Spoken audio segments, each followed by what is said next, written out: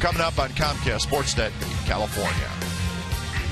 Hi again, everybody. Welcome to Oakland A's Baseball along with Ray Fosse. I'm Glenn Kuiper. Tyson Ross this afternoon. And with Dallas Braden out for probably the year, it's a big opportunity for Tyson Ross. And Ray, his last start, he got his first win as a starter. He's outstanding in Kansas City. He's been pitching great. He was up here last year in a relief role, a couple of starts. But Tyson Ross has really developed into an outstanding starting pitcher. Fastball has a lot of movement. He'll throw mid-90s. How about this athletic? Going over, this play was tremendous to get the guy at third base. But I think more importantly, the way he is really challenging the hitters. The good fastball, the hard slider. He's working on a changeup, working very well with Ron Romanek, the A's pitching coach, making adjustments in between starts, and it's showing when he's on the mound.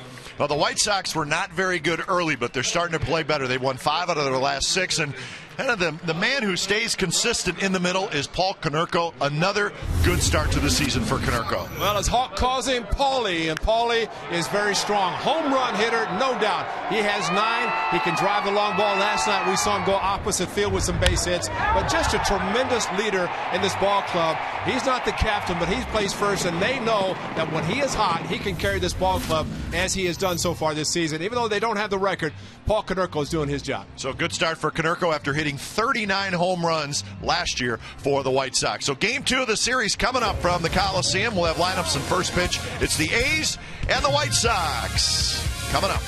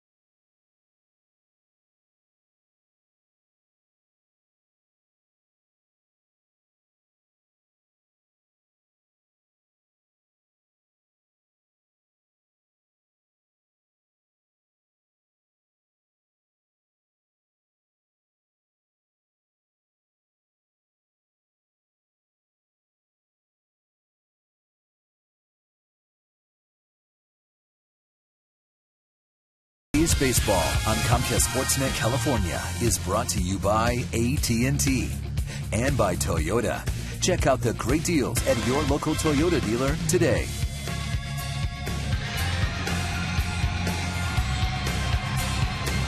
Welcome back to the Overstock.com Coliseum. A's just about ready to take the field. Tyson Ross making the start today for the Athletics. He will be opposed by the White Sox right-hander Gavin Floyd. So there's your pitching matchup for Game 2 of this 3-game series. It is a chilly, overcast day here at the Coliseum. Let's look at the game time weather brought to you by the Santa Cruz Beach Boardwalk. The admission is free. The boardwalk is open this weekend. 57 degrees at game time. And indeed, cloudy and cool, and it's supposed to be that way tomorrow as well. So summer is around the corner, but not quite here yet. I thought it would be here consistently, but unfortunately, a little bit of cooler weather. Let's just hope the rain stays away. They can enjoy day baseball today and tomorrow, and the homestand finale on Thursday. As 3 games under the lights, Monday, Tuesday, Wednesday. Angels and Twins. Juan Pierre getting ready for this afternoon's game, as is Tyson Ross pitching at home. It's always a thrill for him to pitch here at the Coliseum. Here's the Chicago White Sox lineup for today. Pierre in left, Ramirez at short, Dunn the DH, Konerko in the cleanup spot. Quinton will hit 5th, Rio 6th. Ramon Castro is the catcher. He'll hit 7th. Gordon Beckham 8th. Brent Morel is the third baseman. He will bat 9th.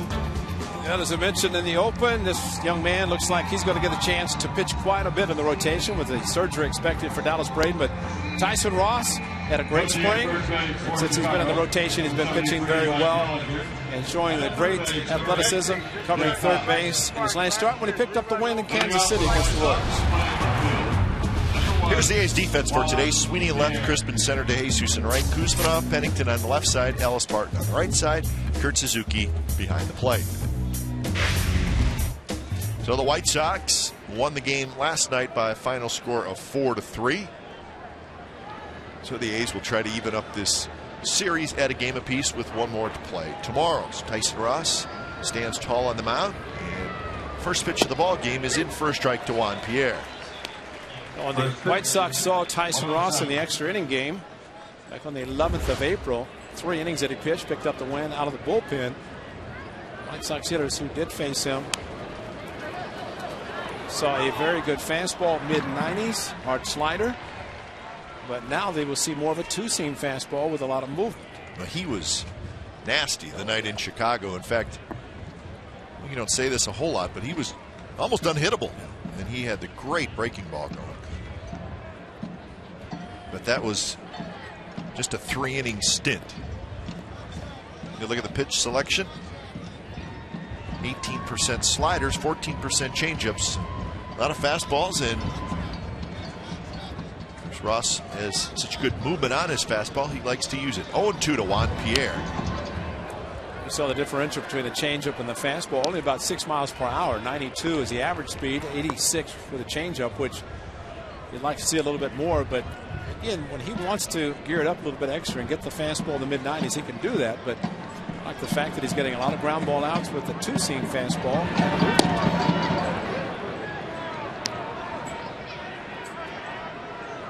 Juan Pierre hitting .248 with no home runs and 9 runs batted in.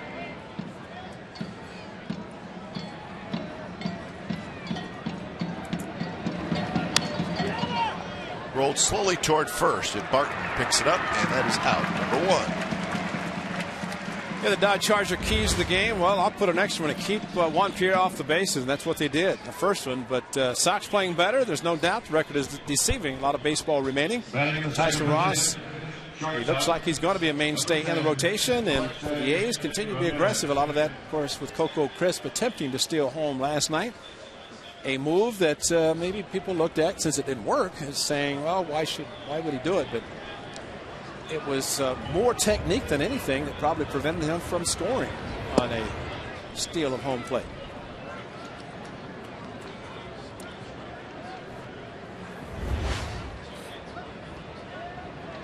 Alexi Ramirez, the shortstop, hitless last night.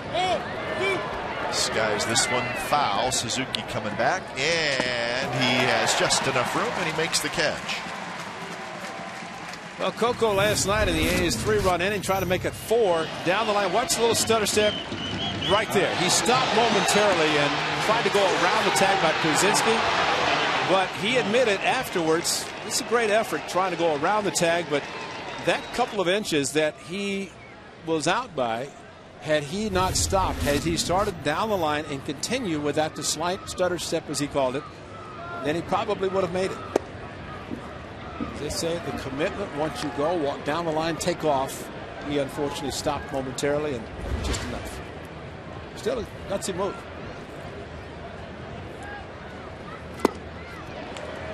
Adam Dunn swings and misses. Dunn hitting .205 with 16 RBIs. Brzezinski getting the afternoon off today. There's the shift for Dunn. Open stance. As the pitch is coming and he starts his swing, he closes up that stance. Adam Dunn was coming back from his appendectomy, so he did not start against or in the game that Tyson Ross pitched. He had a bat, looked like he was going to pinch hit, but was not used late in the game. As he said afterwards, I don't know if I'd wanted to see the 96, 98 mile an hour fastball. Strike 3 call. Fastball right on the outside corner. Good pitch by Tyson Ross.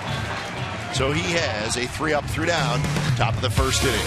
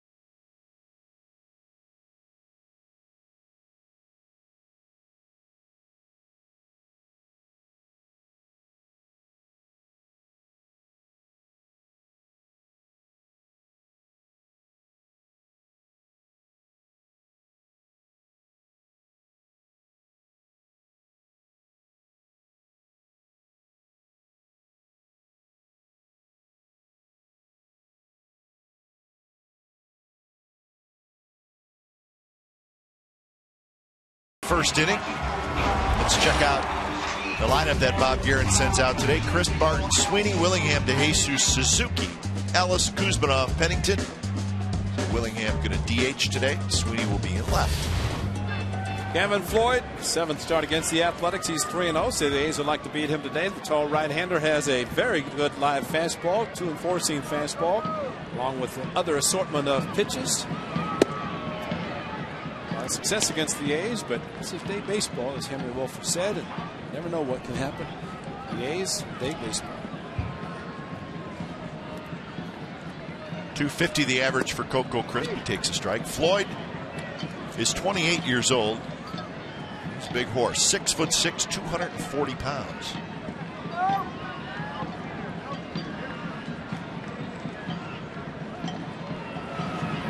Got off to a difficult start last year, but finished strong. Ended up 10-13 with an ERA, just a shade over 4.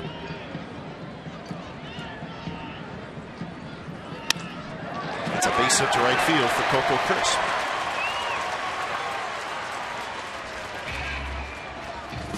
So leadoff single for Coco Crisp here in the bottom of the first. The defense for the White Sox behind Gavin Floyd. Pierre Rios Quinton in the outfield. Morel, Ramirez, Beckham, Konerko on the infield, and Ramon Castro is the catcher.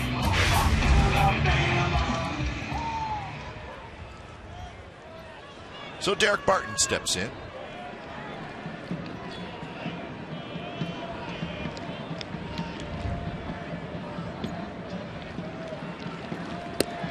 Pitch is high. Last year, Floyd, first 2 months of the season, his ERA was 6.5. But then he indeed settled down. Pitched very well the final 4 months of the season and off to a good start this year with the 4-2 record.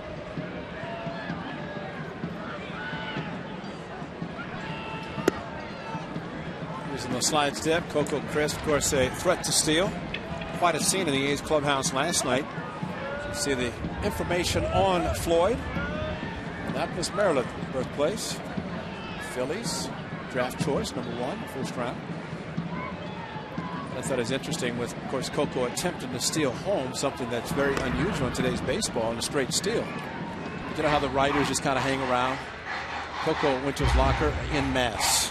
They just, 30, 35, whatever number was in the clubhouse, they all went to him and wanted to find out, what did you do?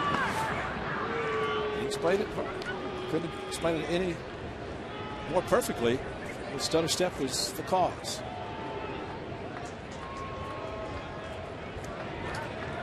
Coco has the green light, which means he can go whenever he wants to or feels he has a good enough jump.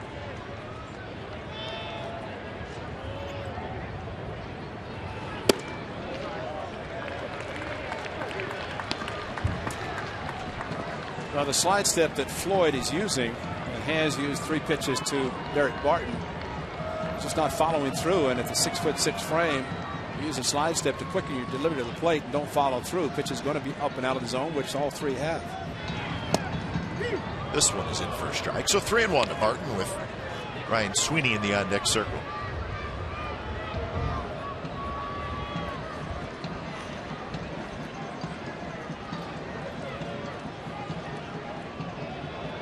Martin 203 with no home runs, 6 RBIs. If Coco takes off, he inches off. He's leaning but not going. Martin fouls it straight back. Well, people were talking about that steal attempt up here in the press box this morning as well. Just don't see it very often anymore. Well, you see a first and third. If the throw goes to second base, you call it a double steal, back end of a double steal. But as far as a runner, the older runner being at third and takes off, that is very rare. We're not running on 3-2, and it's popped up to shallow left field. Ramirez out.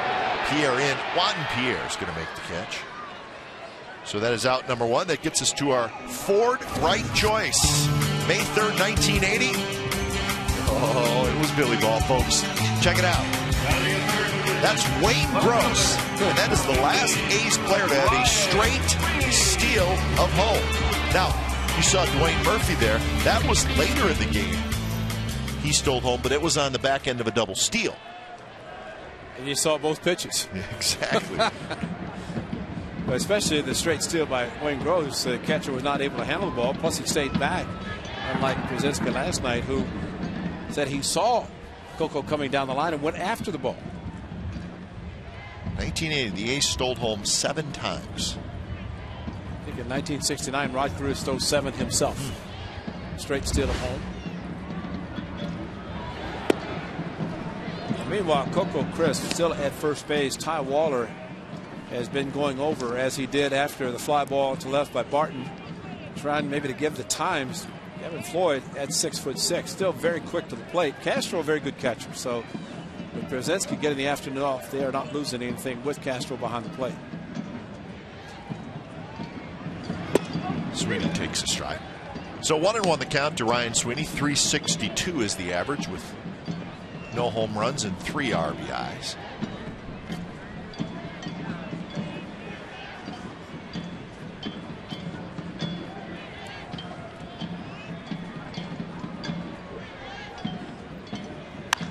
It's a shot foul. So Hideki Matsui is getting the afternoon off. Connor Jackson also not playing.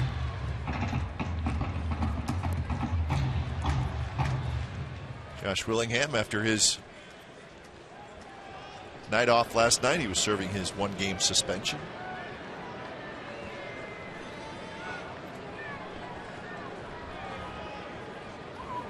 A little soft pop-up.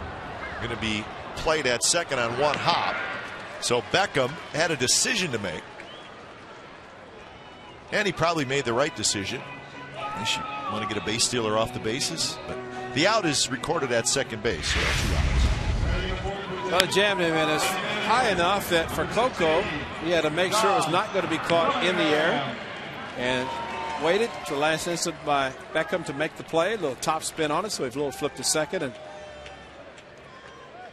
I guess hindsight, he could have thrown to first initially and maybe got Coco on a rundown, but you're taking a chance. Sweeney runs well and is able to beat it out.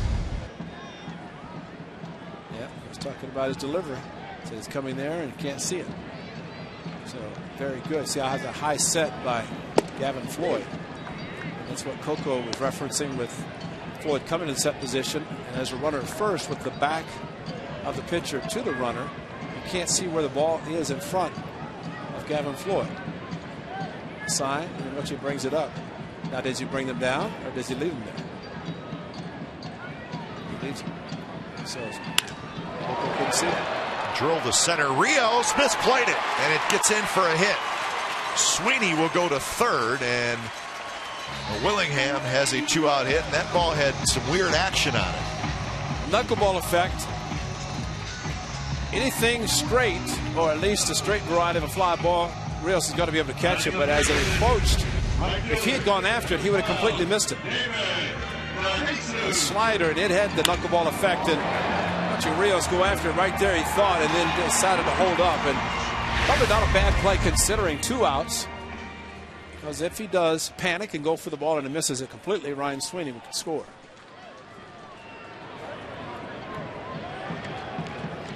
Two on, 2 out for DeJesus.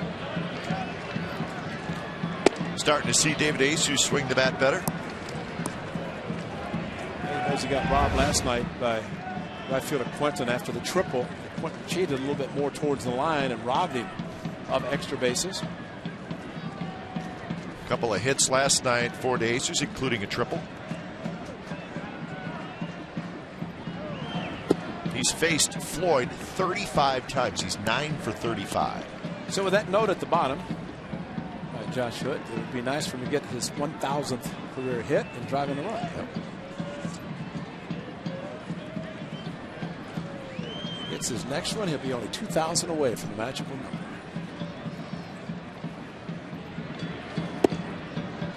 Three 3-0 now to DeJesus with Kurt Suzuki in the on-deck circle.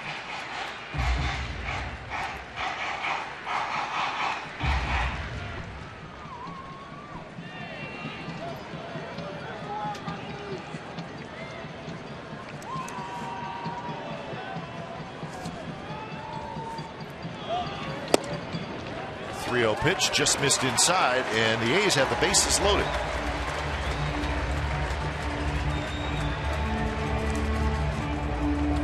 Isaac Ian, Greg Walker, Isaac with a towel around his neck, look at a note, and Walker is excellent hitting coach, looking on. Kurt Suzuki, I said, Kurt, it's amazing, only 1 strikeout last night by Umber. Guy that struck out in 17 games, you're the victim. He said, what a nasty slider. So complimentary of pitches thrown by the White Sox starting pitcher was Kurt Suzuki. So now Floyd, a little trouble pitching out of the stretch. He's got to go out of the windup. The bases loaded. First pitch to Suzuki, blocked by Castro. Sweeney at third, Willingham at second, and DeJesus at first. Very nice block on the breaking pitch by the veteran Castro. Used his body to block the ball.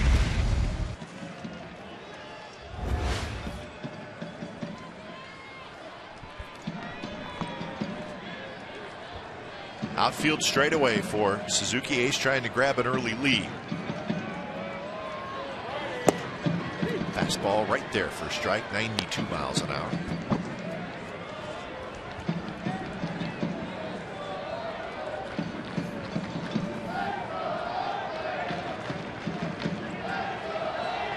Kurt looking for his first hit in his career against Floyd. 0 for 8 with 1 walk. Bounces this one to Ramirez, who juggles it and picks it up and is able to get Suzuki at first. So the A's leave them loaded in the bottom of the first and do not score.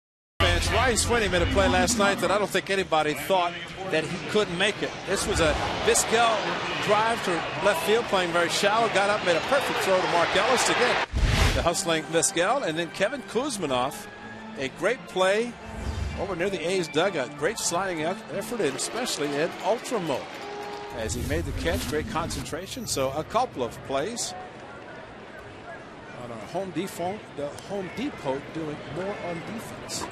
That's a tongue twister. Kevin and Sweeney got it done.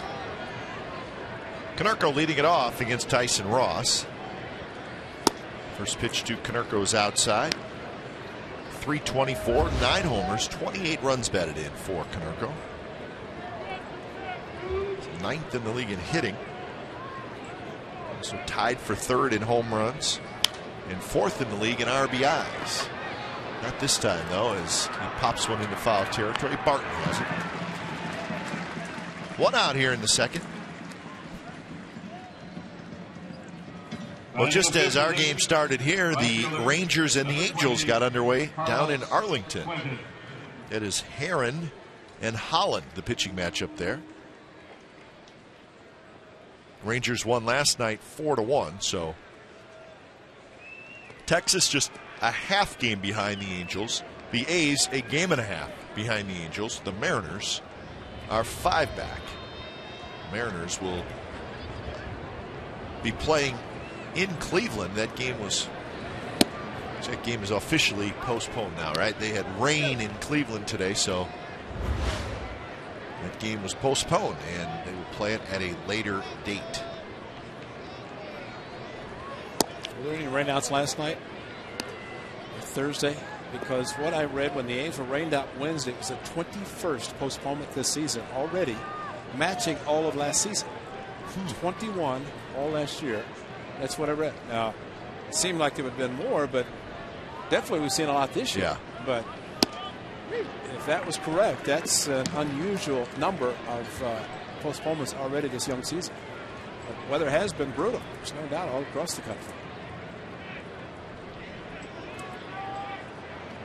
2-1 to Carlos Quentin. Well, speaking of rainouts, Ray, the A's just made an announcement a couple of moments ago about the game that was rained out in Arlington this week. The A's will play that game on July 7th. That's a Thursday. It'll be a night game. And that will turn a 3-game series into a 4-game series between the A's and the Rangers. So it's right before the All-Star break. Right before, yeah. That was an off day for both teams. Obviously, the A's will play a day game on Wednesday, and then they will fly to Arlington after that. So that is now a 4-game series, July 7, 8, 9, 10, down in the Dallas area. That was the rumored date. We just needed some confirmation on that. 3-2 to Quentin. Swing and a miss. He struck him out. Have a good fastball, as Tyson Ross definitely has. Why not challenge the guy 3-2? And he did. 91-mile-an-hour fastball down low in the zone. Like a strike either way. Quentin tried to lift it, could not make contact. Tommy Cam, what a great shot. Right over the top, and a very good pitch thrown by Tyson Ross. So again, the White Sox hitters faced Tyson in Chicago in 3 innings. Pretty much everybody did. Seeing a little bit difference today in his style of pitching, which no doubt is much better. Challenging out of the bullpen, which you can do, but now as a starter, utilizing all 3 pitches. And getting more confident each and every time he takes them out. So a quick 0-2 to Alex Rios. Rios hitting just .199 with 3 homers and 10 runs batted in.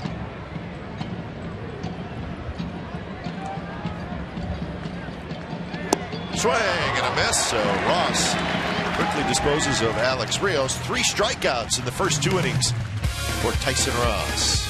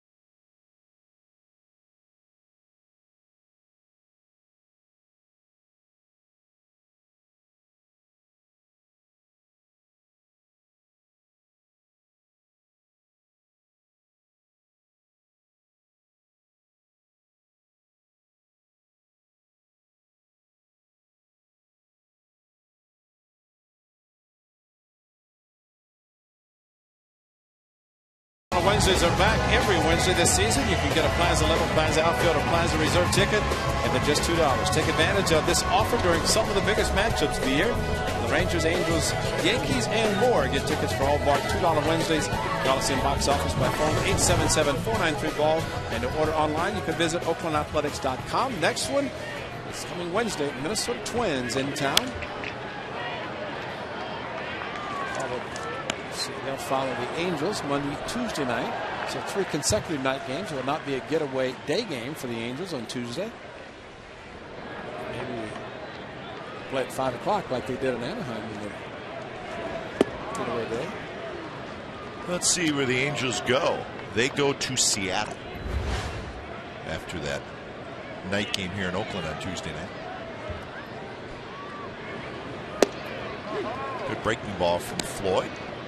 So the count 1-2 to Ellis. It'll be Ellis, Kuzminov, and Pennington. Bottom 3 for the A's. A's left the bases loaded in the first. Tap towards second. Beckham has it. And that's out number 1.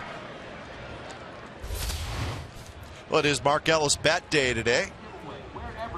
Bat is just about the right size for the youngsters. Mark doing his thing, signing some of those. Sure, you're going to have one for Jack, right? Yeah, I need a couple. Wait a minute. Jack is one, right? One child. I got a daughter who likes baseball. Oh, well, then you better take 2. And you know how that goes. If you bring one home for him, she's going to give you that look. Don't want to make the daughter unhappy. Because I'm a girl. I like baseball too. That's the look, yes.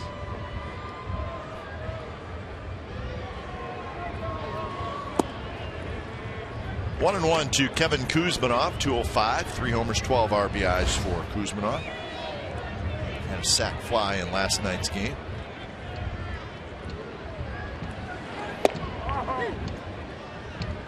And a fastball, and it's 1-2. Bob Davidson is the home plate umpire today.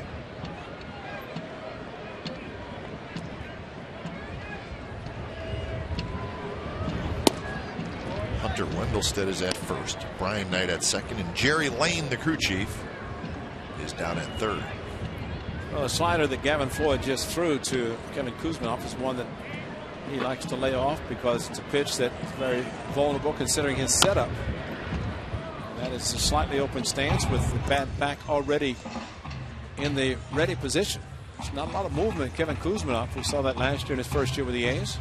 Once he has the bat back, he goes straight from that point without much movement. Some guys will change, start the bat a little bit. Doesn't need it. That's fair down the right field line. Quinton picks it up, and Kuzminov will ease into second with a 1-out double. Now the ball trickles away, and Kuzminov thought about trying for third, but Juan Pierre hustling in to back up the play. And with Kuz set up, this is perfect with a pitch away and up, and to go perfectly past Tennerco at first base. That slider's down. It's maybe a different story, but great job of hitting by Kevin Kuzminov, and knew he had an easy double. The throw coming back in, very alertly at least thought about taking the extra base. Maybe wanted to see if Floyd at 6'6" could do what Tyson Ross did last Sunday at 6'6". And that was about the exact same kind of play. So 5th double of the year for Kuzminov, and here's Pennington.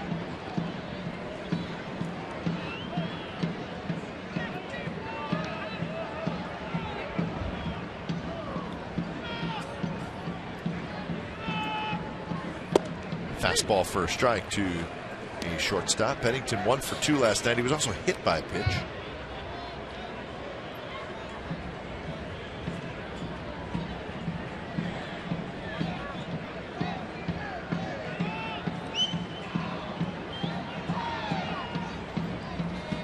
Pennington last year hit a total of 6 home runs in 156 games, and this year he's already got 3. Well, one of those late in the season, hitting from the right side with a torn labrum in his left shoulder.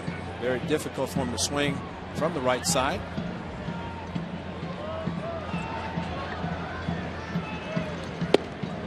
Outside corner, and it's 1-2.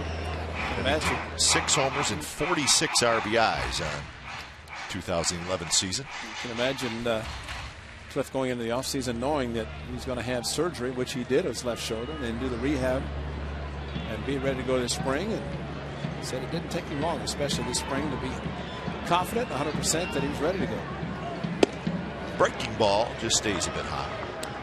Pennington last year also stole 29 bases.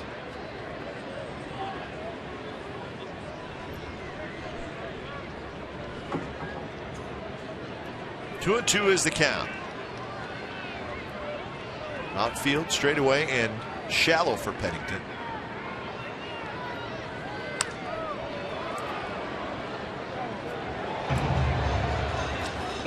Hit the home run in Kansas City, the 3-run home run that tied the game, and game started by Brandon McCarthy. I asked about it. He said, well, the guy just threw a 97-mile-an-hour fastball, and I just let him provide the power. And I said, what? But you've got to get the bat head out and in the hitting zone. Sure, the pitcher could provide a lot of power with a good fastball.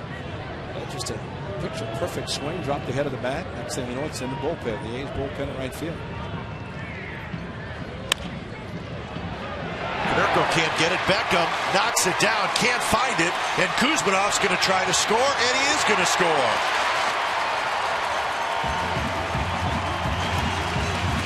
Beckham is able to be fielded cleanly, even though he was diving. It probably keeps Kuzminov at third, but it trickled away from him, and that allowed Kuzminov to come in and score. Well, Mike Gallego did a great job with the ball to the right side. He kept him moving, and Beckham, great job there, but when he closed his glove, kind of trickled away at that point, did not know where it was. Watch Kevin see if he just continues to run. Mike Gallego, he does not hesitate as he's got him going all the way. Great base running by Kuz. Heads up, third base coaching by Mike Gallego, seeing that and just keep the right arm moving. Because Gaz could see the ball get away from Beckham. He didn't know where it was. And if Kuz slows down at all, he doesn't score. Now Coco Crisp steps in. So Pennington gets his 13th RBI of the year to give the A's the 1-0 lead.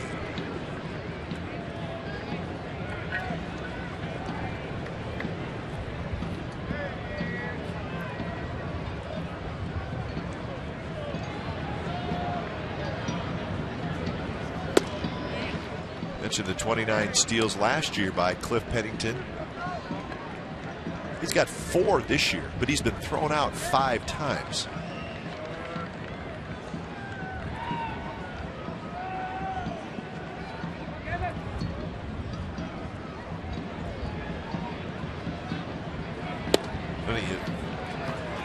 There's 5 times. Guess how many times he was thrown out last year? 5. 29 for 34.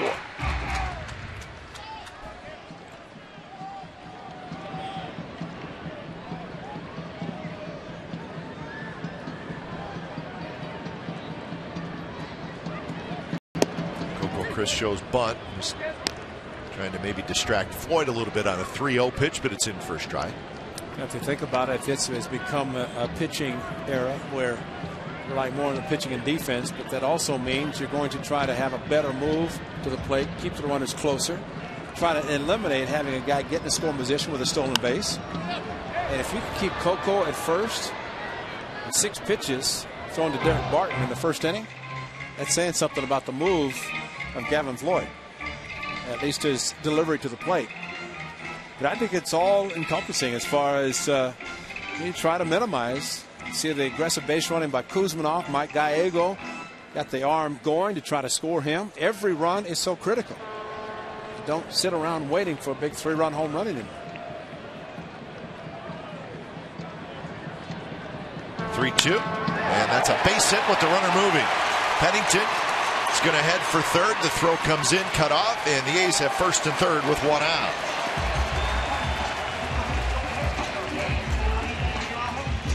So 3 consecutive hits.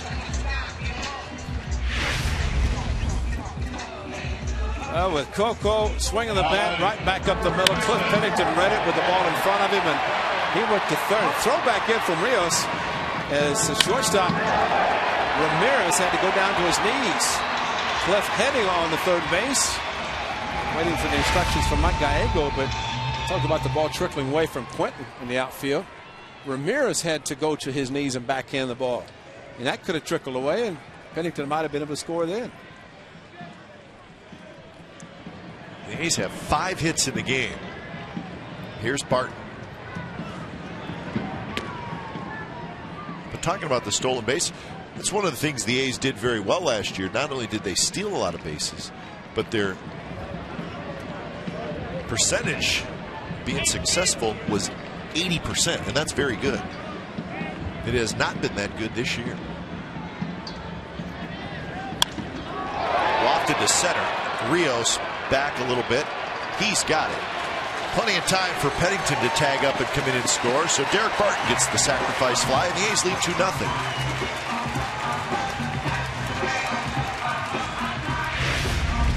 Derek Barton closed the front side and just lifted it. Big part of the field. Rios, no chance. Pennington didn't have to rush because he was going to be able to trot in. So the A's capitalized the runner in motion, getting him to third base, and Derek Barton, first pitch hitting, drives him in. So a 2 spot for the A's here in the second.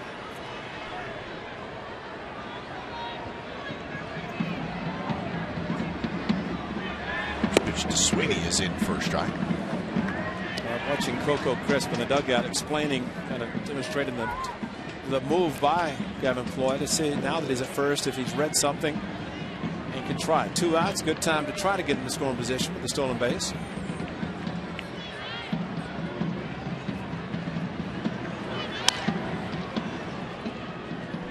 So 0-2 the count to Sweeney, who reached on a fielder's choice in the first inning.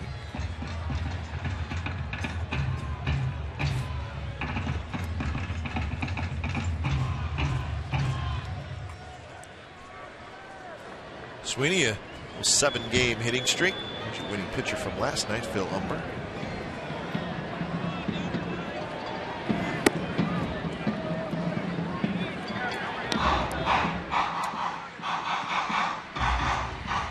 Great night for him. He did in his streak of consecutive games with 7 innings pitched and 3 or fewer hits, but he did get the win.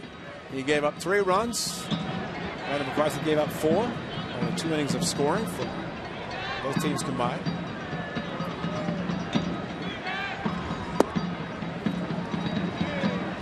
Two 2 now to Sweeney.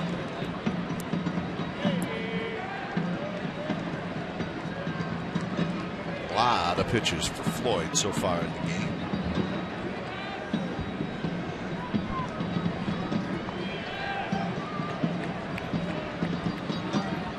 Coco not running, and Sweeney swings and misses. Side retired, but the A's get a couple of runs on 3 hits. We're headed to the third. It's the Athletics 2 and the White Sox nothing.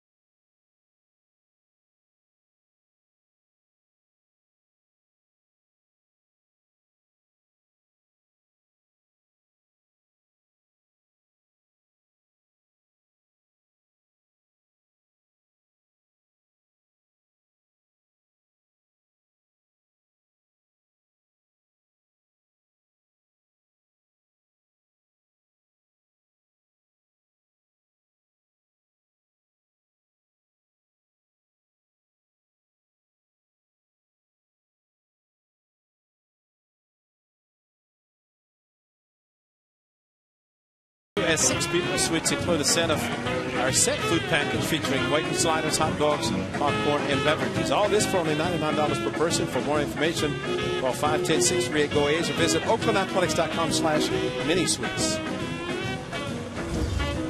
Take me out to the ball game. Saturday baseball. Saturday baseball with a sweater on. Yeah, it is chilly today. Have not seen the sun, and I'm not sure that we will. By comparison, last night, this is warm. This is a heat wave today. Castro, Beckham, and Morel against Tyson Ross. Ross has retired the first 6 with 3 strikeouts. By the way, I saw Chef Rodney yesterday in the park, and he was asking when was a good time to bring some food up to us. And I said, anytime you want. How about right now? Pennington handles the shot, one hopper. Throw is wide, but Martin takes care of it, and Castro's retired. But I said, we appreciate you even thinking about us. Yeah, that is nice. Bring it up, and we'll show everybody exactly the kind of food they're bringing us and where they can find it when they come to the Coliseum. And we can sample it and let them know how delicious it is. And even BI might have something. Well, we'll go that far. So, did you nail down a day? Soon. Coco's coming in, and he's going to play it on a hop. Beckham with the first hit of the game for the White Sox drops it in front of Coco Crisp. So I said preferably a day game. Yeah. Which limits the number of days the options this homestand. Slider off the end of the bat. Coco came charging in, but at the last instant decided against diving for the ball, especially with the diving as quickly as it ultimately did. And maybe just that look there indicating that he might have broken back, and understandably so. An outfielder, that big swing. You cannot tell from the center field or the outfield position exactly where the ball hits off the bat. If you knew it was going to be hit off the end of the bat, you would charge immediately.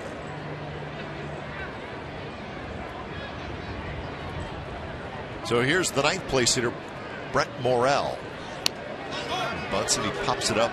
It's back to the screen. Morel won the third base job out of spring training,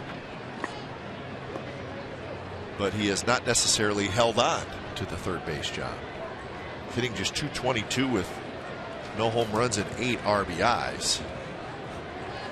We saw him last year. He played in 21 games last year for the White Sox.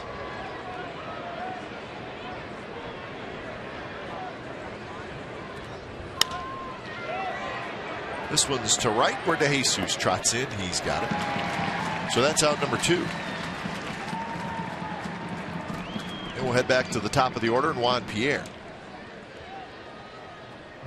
Now batting, number 1, Juan Pierre.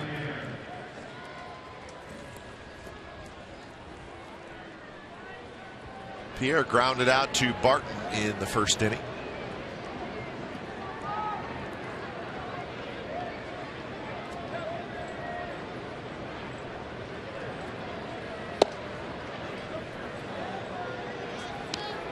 This is Pierre's second year in Chicago. Came over in a trade from the Dodgers in December of '09.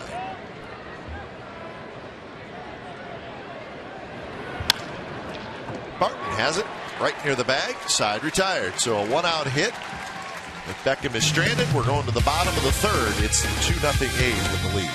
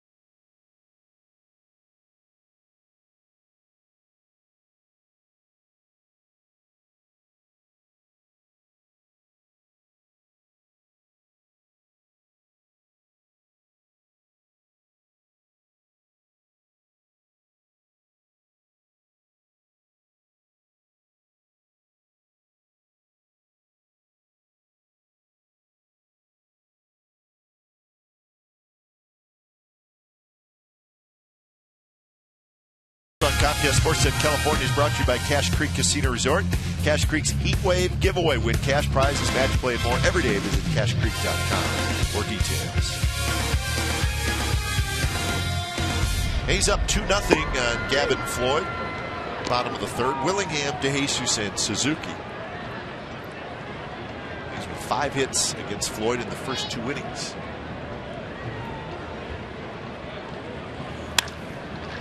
On the ground to the shortstop, Ramirez. Willingham is retired. Rangers with an early 1-0 lead. They got a Beltre RBI single. That game in the bottom of the third. Angels and the Rangers. Right fielder, number 12, David DeJesus.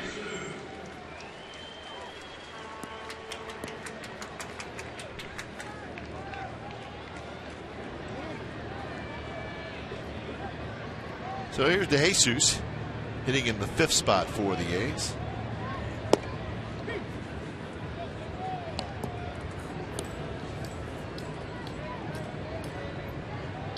Trying to get DeJesus career hit number 1,000. He needs 1 more.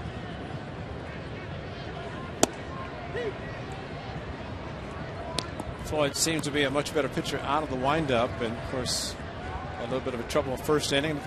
Got out of a bases loaded jam, but not so lucky the second inning. But out of the windup, he is very tough. Good breaking ball there. He gets the strikeout. Second strikeout for Gavin Floyd.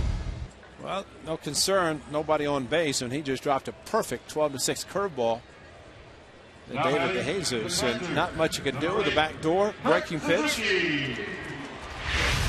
Well, guys get out of the stretch position. They worry a lot of times about the base run. They change a lot, and we've seen Floyd with the slide step and out of the windup. He gets the ball down in the zone and seems to be very difficult to hit.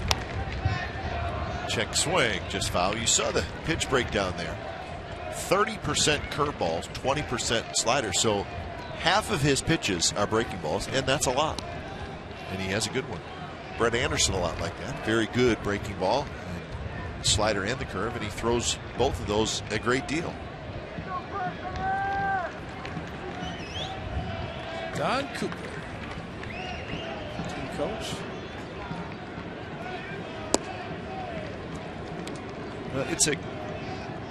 It's a good White Sox pitching staff. It just has not performed as well as they probably will as the season goes on. Their ERA as a team is 4.10. It's 9th in the American League. I think they've established their closers, as we saw last night at Santos, and something they had not determined whenever they was back in Chicago. Made a big difference in a couple of the games.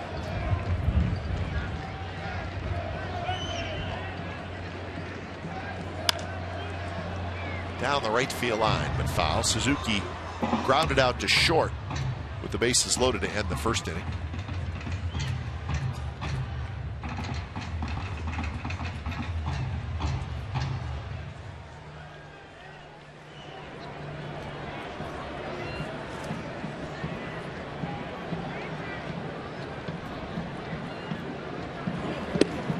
That curveball, but it spins inside.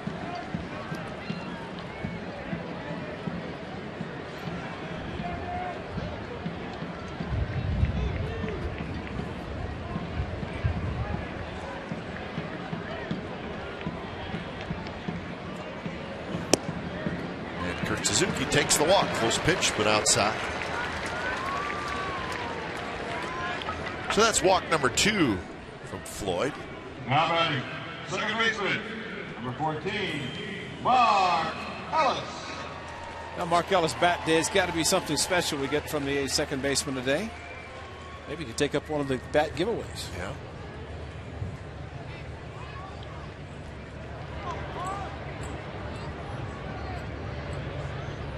Cotton candy and the Mark Ellis bat. That's a nice combination. On the ground to the shortstop. So Ellis is retired, and so are the A's, and we're heading to the 4th inning. 2-0 Athletics.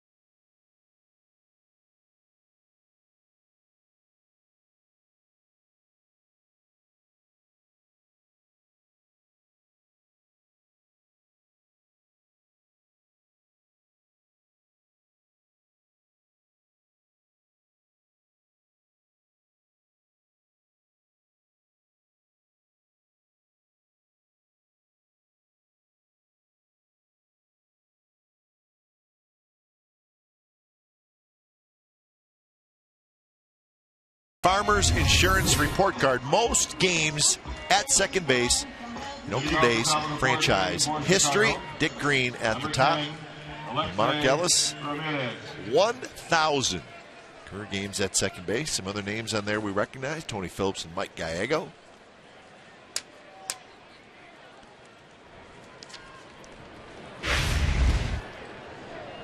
Mark, been with the Athletics a long time. He's been a good player for a long time. Dick Green was also, and Dick Green didn't have a choice. He played at a time when he signed with the club, he was with the club. A guy like Dick Green, he's going to make sure they kept him. Tremendous defensive second baseman, just like Mark Ellis. Well, Bob Davidson just called a ball on Tyson Ross. I think it was the lick your fingers and you have to wipe it off in your pants. He did not do that, which means the hitter is awarded a ball. Let's see. He wiped it off. Wiped it off. He wiped it off. Now where's the second base? Well, was he on the rubber? He has to be. I think he has to be off the rubber. Right. Yeah, because otherwise. So when it's all said and done, it's a walk. That's the first walk issued by Ross. Now batting, Davis couldn't wait, could he? 32, Adam Dunn. We knew we'd hear from him before the end of the day.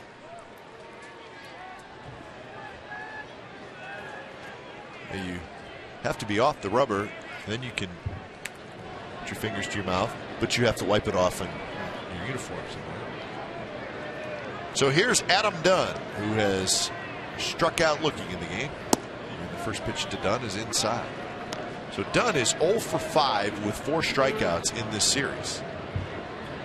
This is a guy who has been starting to get hot, but the A's have shut him down so far in the early going of the series.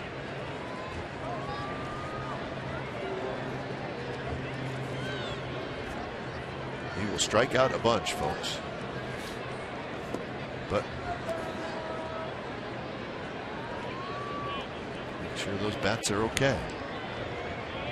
That youngster, he wants to take a few swings right now.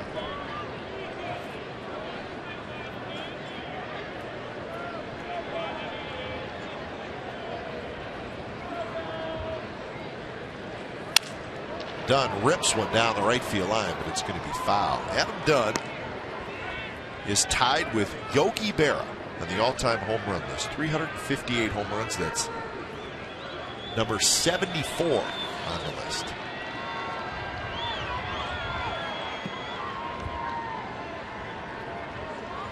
Yogi Berra. What a Just name. had a birthday. Yes. That one down the right field line, and that is going to drop fair. Jesus plays it off the wall. They're going to hold Ramirez at third, and Adam Dunn with a line double down the right field line.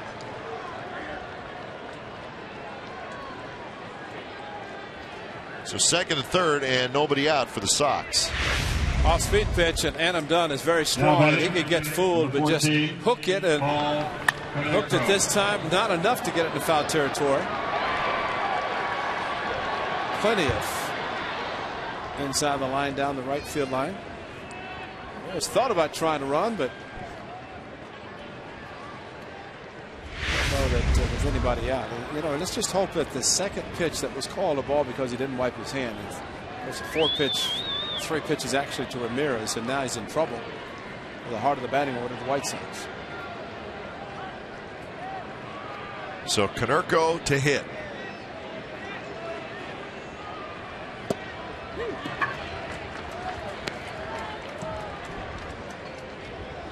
Konerko, like Dunn, starting to close in on 400 home runs. Konerko has 374.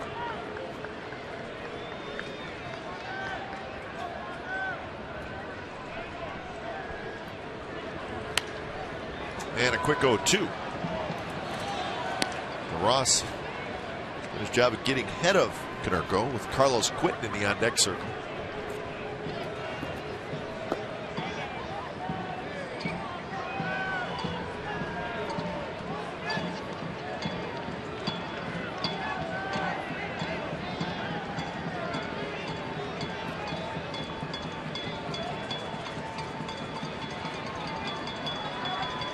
0-2 pitch, and that one just fouled back. Kind of an emergency swing by Konerko just to stay alive. Well, it looks like it. Konerko is just thinking right field, and it's going an off-speed pitch. Watch how he just adjusts on the curveball. He's trying to go to right field on this one, or to the right side, because he knows even a ground ball is going to score a run and move. They got him done over to third.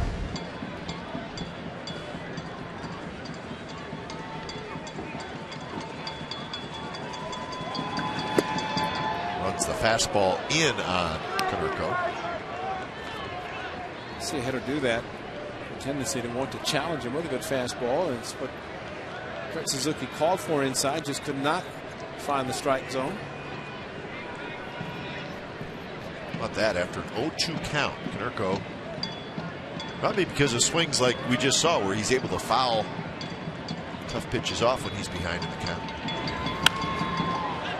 Line drive, could be a double play, and it is. Barton picked it at the shoe tops. Ramirez just wandered off too far, and that's a huge play for the A's.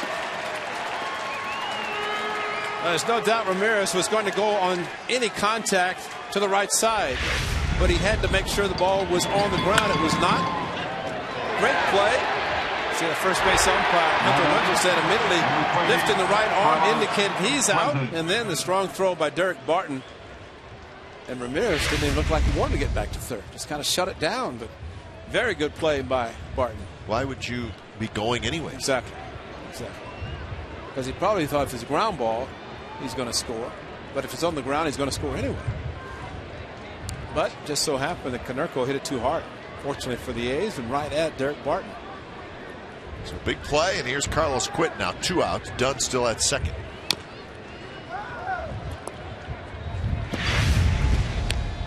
Ramirez goes down, and you're kind of in between.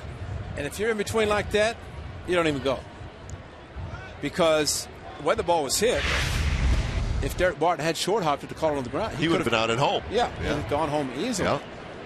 So it's not like it was a contact play with the ball on the ground, and it just so happened to be a line drive that Derek Barton hustled and got to it. And quickly Ross jumps ahead 0-2. Great breaking ball, a good slider, backed up a little bit. Kurt Suzuki backhanded the ball, keeping it in the strike zone. Bob Davis, being the good Davidson, being the good umpire he is, watches the ball across the plate, not where the catcher catches it. 0-2 pitch, fastball foul back.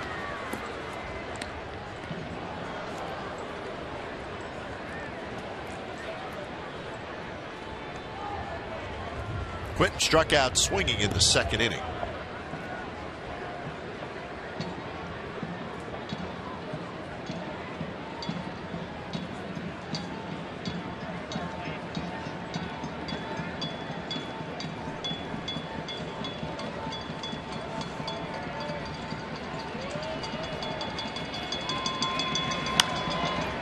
Pop-up foul territory, and it's going to reach the seats. So the battle continues between Ross and Quinton.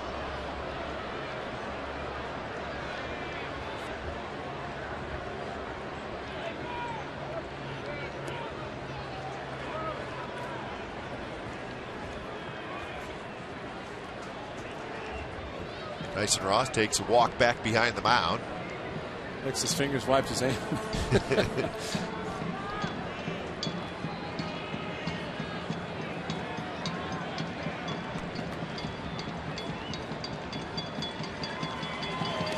In the dirt, blocked by Suzuki.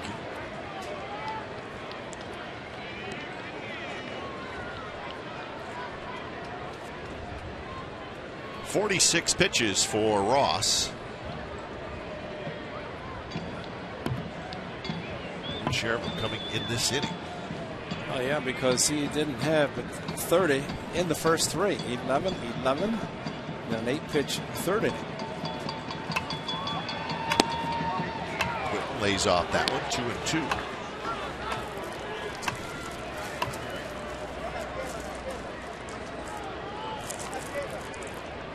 Pat got his bat. Yeah, choking up. You don't need to choke up the length of that. So 2-2 the count to Carlos Quentin.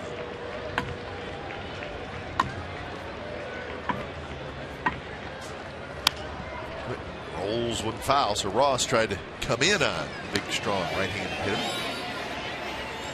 I think you throw a slider close enough to the plate and then break sharply away. It's ideally what you want to try to do with Quentin, who has exaggerated open stance. Just has to be able to see a pitch that's close enough that he thinks it's going to be a strike. And if the spin is there, there's this open stance by Quentin, who's a very powerful right-handed hitter. Suzuki, another nice play. So the count has worked its way full. Suzuki very athletic. The slider away from him, moved in front of it, able to scoop it like an infielder.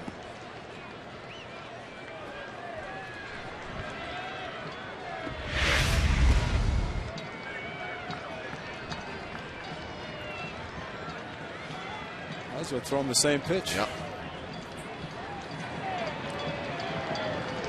Dunn with the lead at second, and the 3-2. Swing and a miss. He got it. Went with a breaking ball. Quentin strikes out for the second time, and Tyson Ross, with a little help from his defense, works his way out of the jam.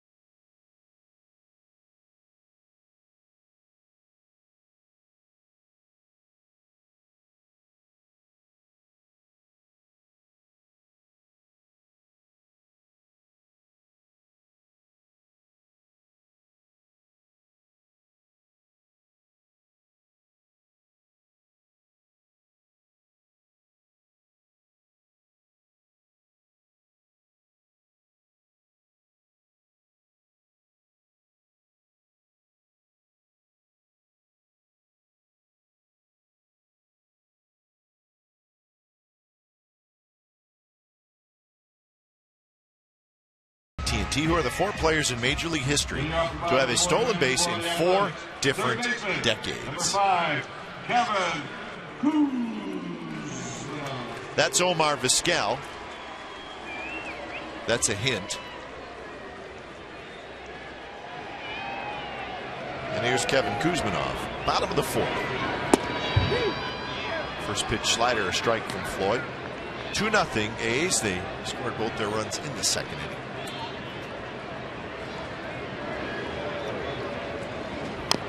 A's have had at least one base runner in every inning against Floyd. And they left the bases loaded in the first and then got their 2 runs in the second.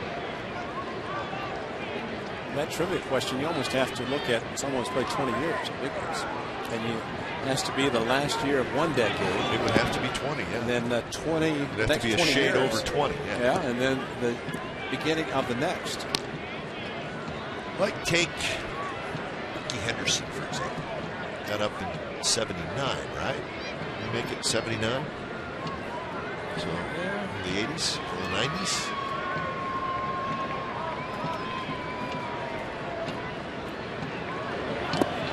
As an example. You probably have to go back in time when guys actually played 20 years in the big leagues.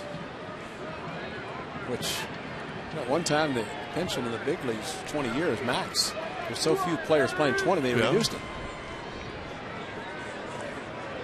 Do you have the answers already? No.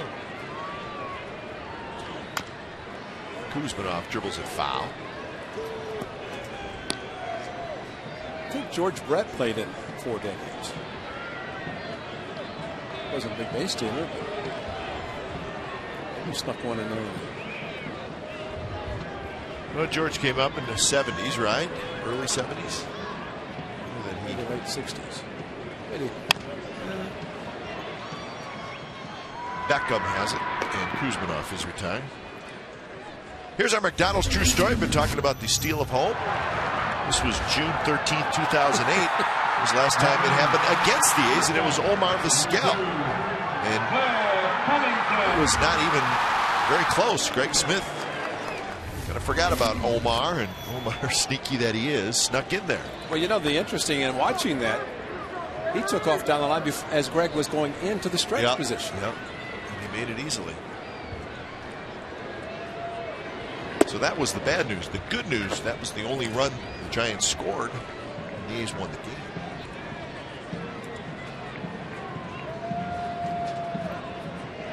Want to know to Cliff Pennington, who knocked in a run with a single in the second inning.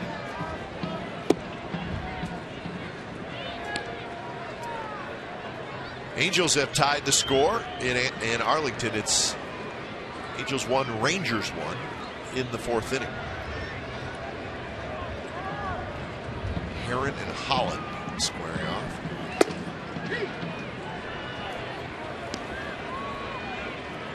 Mariners rained out today in Cleveland. So the Indians probably would have liked to have built on their walk-off win last night. Travis Hafner the home run. They will have to wait. And there was a time during their streak of 455 consecutive sellouts that it had been an automatic day-night doubleheader scheduled whenever, but not so much now with attendance down in Cleveland. The Mariners do go back to Cleveland in August. So we have not heard that they will play a doubleheader tomorrow. I don't think they will. They're going to play it in August. I think the clubs control that, and especially with a trip being made by the team. Swing and a miss on 3-2. That's strikeout number 3 for Floyd. Been waiting a long time on the pitch and maybe trying to think left field. Maybe he's going to get an off-speed pitch. He ended up swinging the pitch out of the strike zone. Why he is upset. Decision late and no contact made on a pitch that was away from him. So when you get a hit in your first at bat, driving a run, you're thinking 3-2. A little bit upset when you know you swung at ball 4. Potential chance to get on base and score another run. Coco Crisp has a couple of hits, 2 for 2.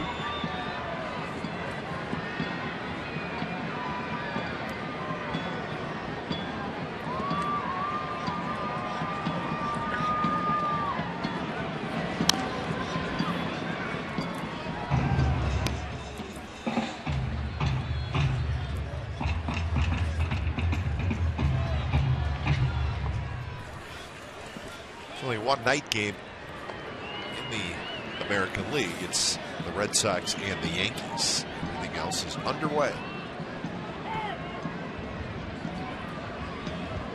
They're going to have a Sunday night game tomorrow? I'm guessing yes.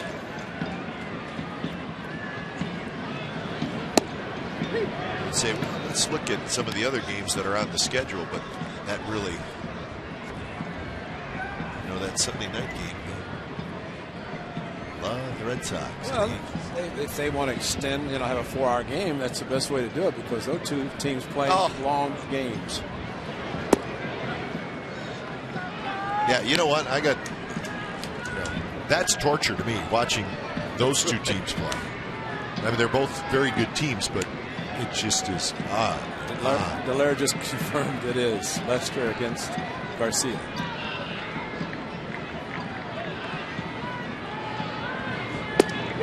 Strike 3 called. Coco can't believe it. So a couple of strikeouts for Gavin Floyd.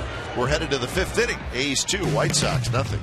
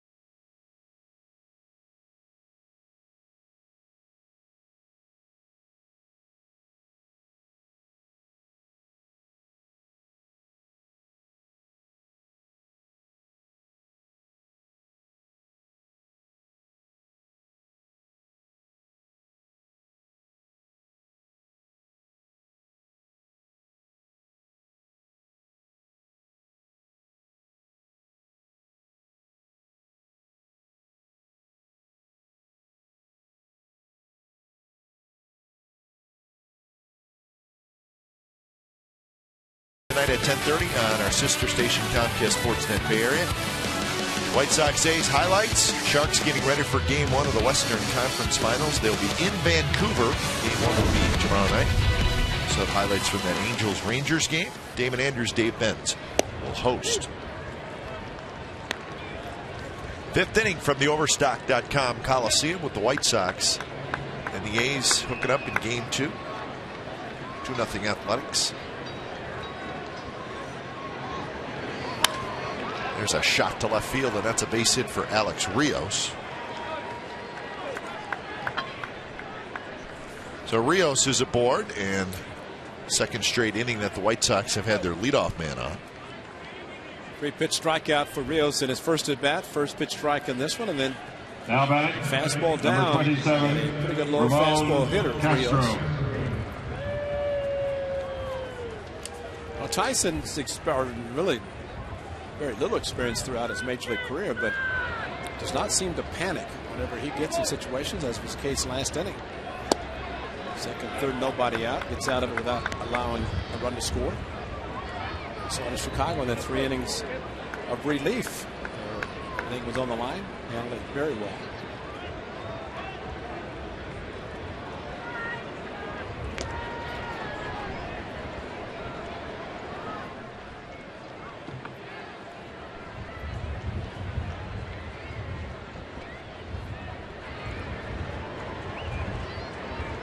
.53 pitches for Tyson Ross.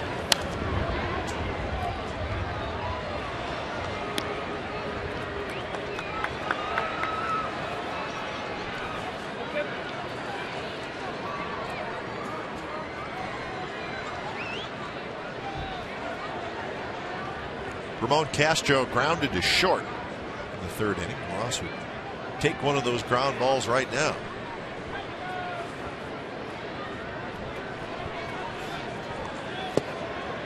Pitch inside corner, 1-2. Went through it like a changeup, but it was a 90-mile-an-hour two-seam fastball. Nice, easy delivery by Tyson Ross. The ball just jumps out of his hand.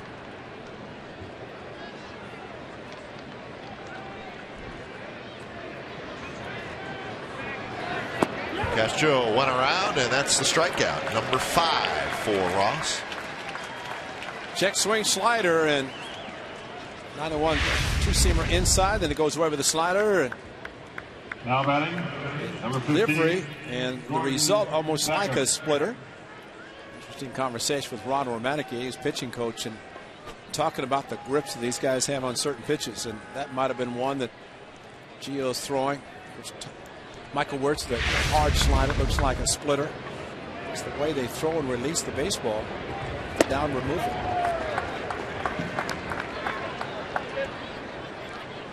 Five strikeouts today, career high for Tyson Ross. Just the beginning. He'll fly by that. He'd be double figures in strikeouts several times throughout his career. Good breaking ball there, and it's 0-2 to Beckham.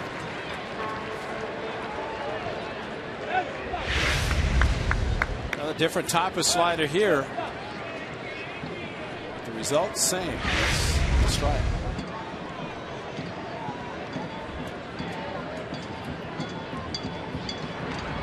Keep an eye on Rios. He is a base stealing threat. 4 this year. Last year he had 34 steals.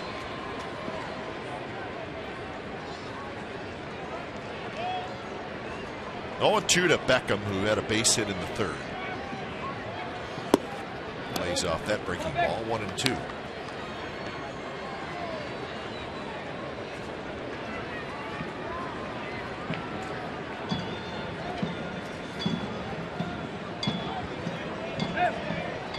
Hits for the White Sox, 5 hits for the Athletics. Bounces out in front of home plate. Kurt Suzuki tried to knock it down. It's going to allow Rios to go to second. Kurt just did anything he could to try to block the ball. One that you really don't expect to see, and one that bounces in front of the plate.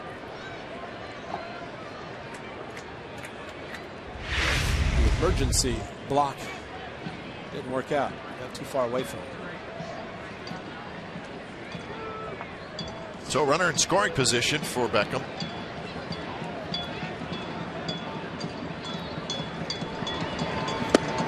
Strike 3 call. Breaking ball. And that is strikeout number 6 for Ross. Fans bring the kids to the Coliseum for tomorrow's game against the Chicago White Sox. First pitch 105, 7,500 kids 14 and under. You get a new baseball hat. It's presented by Chevy. See your Northern California Chevy dealer for a great selection of Chevy caps, cars, caps, trucks, whatever, crossovers. For tickets to the game, call 877-493-BALL or go to oaklandathletics.com/tickets. Cars and caps from Chevy. Yeah.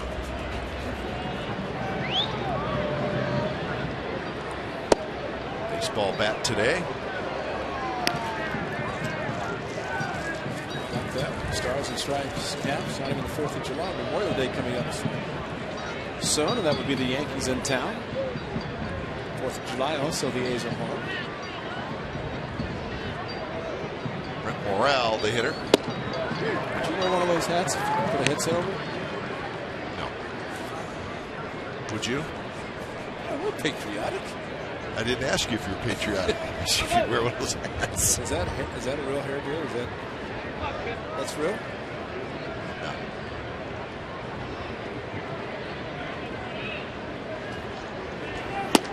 Outside, 2-1.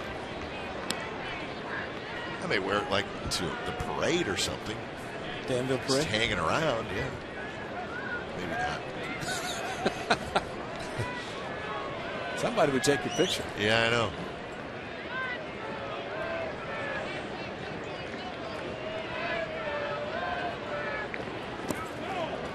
Morel checks his swing and no swing. I had a feel on that one. Kurt Suzuki was concerned about blocking, and a lot of times he'll immediately point to first base. But check this if he. No, he held back. Good block by Suzuki. So the count 3-1 to Morel.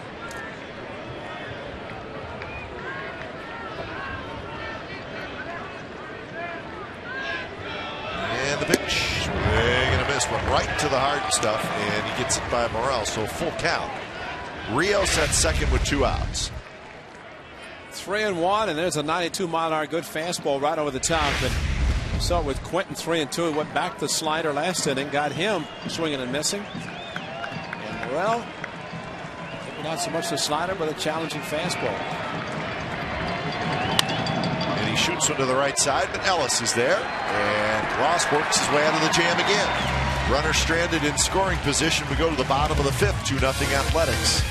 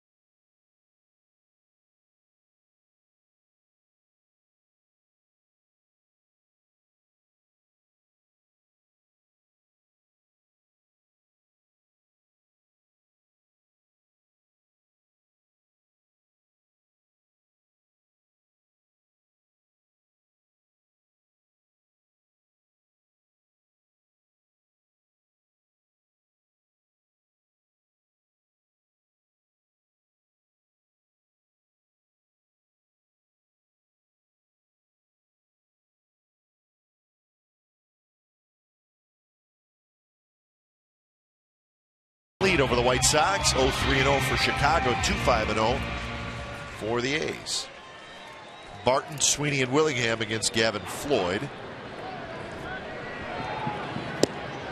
Floyd has struck out 4. He has walked 2, and he's given up 5 hits. All 5 of those hits came in the first 2 innings by the A's.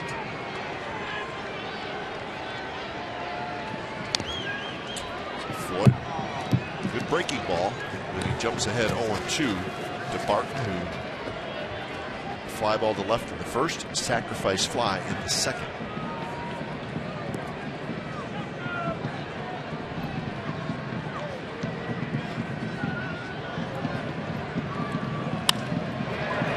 Towards center field, and Rios will play it on a hop. So an 0-2 base hit for Derek Barton.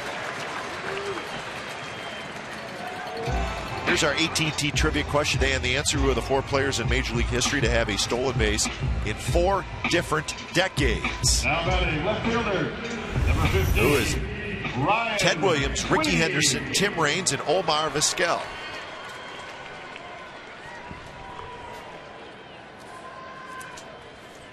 So Omar on the list. Figured Ricky was on there. Ricky probably could have done it in 5 decades. Sure. They let him play.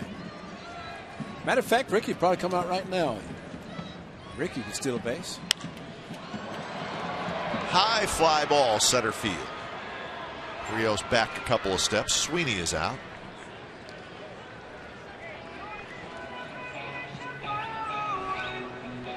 So that'll bring up Josh Willingham, who is Designated the hitter, DH today. number 16, Josh Willingham.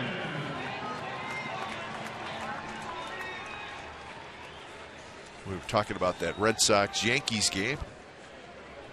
Derek Jeter starting to heat up a little bit. Time Derek Jeter goes into a slump, people start thinking he's slowing down. Well, maybe he is a little bit, but he's still a terrific player. Look at his hit total, 2,964. So he's 36 hits away from 3,000. Derek Jeter's one guy you do not need to have him get 3,000 hits to put him in the Hall of Fame. He's first ballot, regardless. If he retired right now, which he's not going to, but he's one guy that it seems that anytime there's a challenge about his playing, I mean, the worst thing you could do is challenge him, because he's going to come back from it. He's not going to be affected by anything anybody says. He's just been a great player. 1996 first season. Willingham has a base hit. A couple of hits for the A's here in the 5th. A great approach by both Derek Barton and Josh Willingham. Barton with an 0-2 curveball base hit up the middle, and Josh Willingham got the fastball and just centered it right back towards center. Now batting, And a very nice swing by the veteran Willingham. David DeJesus. Friday night date night for Josh last night with the 1-game suspension, and he had a nice evening with his wife Ginger and kids. And I don't know that he'd want to do that every Friday night, but when you start the season, you start spring training, and especially the regular season, there are no Friday nights free. Every Friday is going to be a game. It's just it's rain out and early enough that it's called, or in the case of Willingham, suspension of the game he served. And he's back, swinging the bat well today with a couple of hits.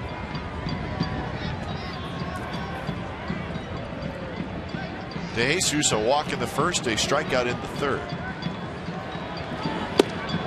Well, if you're a player or broadcaster,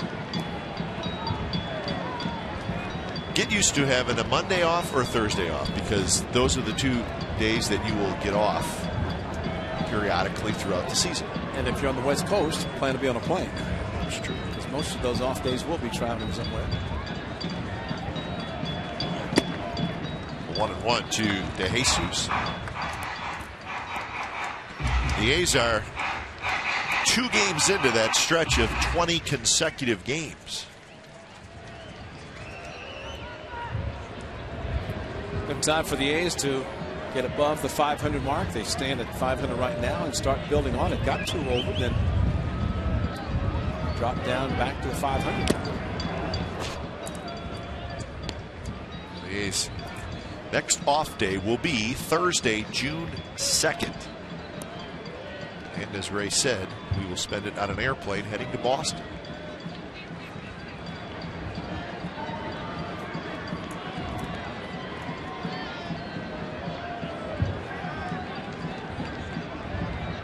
One and two to DeJesus. Good swing there. Now the next road trip is the kind that we like, right? San Francisco for 3, Anaheim for 4, and Anaheim is about an hour flight. So that'll be next weekend across the bay, and then down to Anaheim after the game on Sunday. Stretching it out just a little bit to the 4 in Anaheim, and then the A's will come home and host the Baltimore Orioles. And after the Orioles, it'll be the Yankees. The Yankees will come in May 30th, 31st, and June 1st.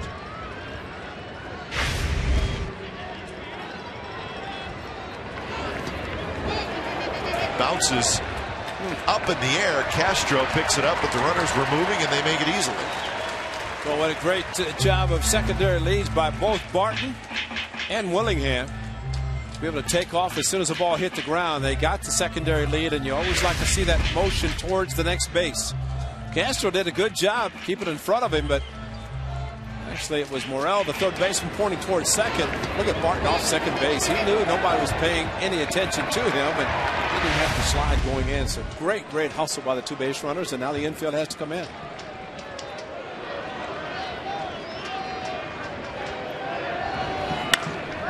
Drive to right center, and that's going to be up the alley. That's going to clear the bases. Barton scores. Willingham scores. DeJesus trying for third, and he's going to make it with a sliding triple. 2 runs in. It's 4-0 A's.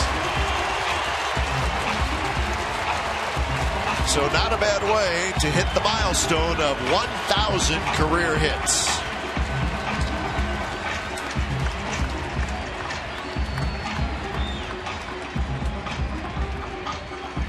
A 2-strike hitting for David DeJesus. He swung in a pitch up in the zone and fouled it back. This one he went after, got on top, and drove it to right center. And there's no doubt with the triple that he hit last night, he was thinking this time at least 2. But once he saw the ball go to the gap, that's when he turned on the afterburners. And that's all on his own, as we all know, with the ball in front of the base runner. So he knew number 1,000, and a great way to do it by driving in 2 runs. Trivia question: the only player to record 3,000th hit with a triple was Paul Molitor, Minnesota Twins. Wade Boggs, I think, hit a home run. But it's good to see the speed, and talking about next weekend going over to San Francisco, Triples Alley, right center. Still be running. He might be going for maybe not Triples Alley, maybe home run alley at his speed. That's all it takes is a juggle, something out there. Infield in again, and breaking ball is high to Suzuki.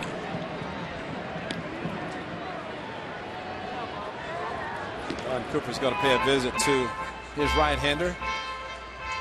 His bullpen activities, so the slow walk to get the reliever a little bit extra time to get loose.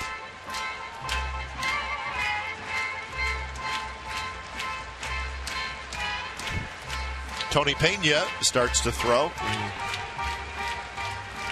He has just started, so it'll take a little time. And we're back to Willie Davis playing for the Los Angeles Dodgers. And guys with tremendous speed, to watch them hit a ball into the gap and go for 3. And the excitement that builds as a runner is running around the bases. And same for David DeJesus. You see that his reaction once he slid into third, popped up, clap of the hands, and number 1,000. So 2-0 to Kurt Suzuki, who has grounded out and walked. And he's got a base hit, and that's going to be an RBI, and that's going to be a 5-0 A's lead.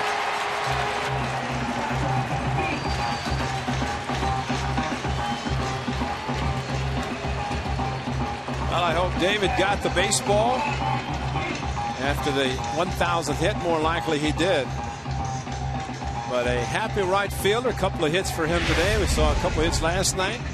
And Kurt Suzuki, 90-mile-an-hour fastball. And once again, Gavin Floyd up in the zone. And Jesus hit a high fastball. Kurt Suzuki jumped on a high heater. Castro walking very slowly back to the dugout, or to home plate, and looking into the dugout and waiting. And here comes Ozzie to make the change. So Gavin Floyd cannot get out of the 5th inning. Tony Pena is coming in. So when it's time for a change, think Speedy Oil Change and Tune-Up, your oil change, tune-up, and smog experts.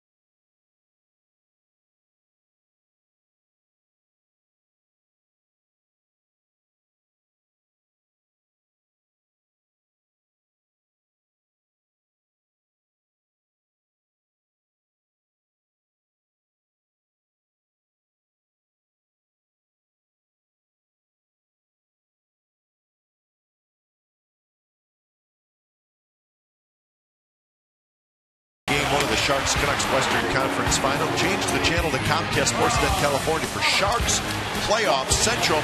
Only place to see Randy Hahn and Drew Remenda. Exclusive analysis, reaction, and highlights immediately following Sharks hockey.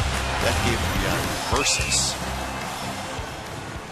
A's with a 3 spot here in the 5th, still batting as the White Sox have gone to the bullpen. The right-hander Tony Pena making his 11th appearance. Lots of base runners, 16 hits and 5 walks in 10 1/3. The hitter is Mark Ellis. So 3 singles and a triple here in the 5th inning, and the A's have scored 3 times.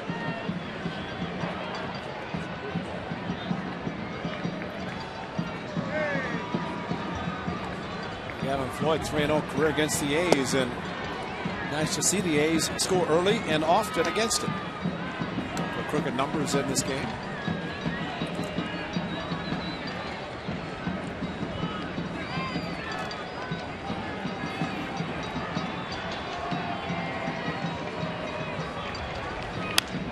Mark Ellis will pop up on the infield. Beckham is there, and that's out number 2. So Ellis is 0 for 3.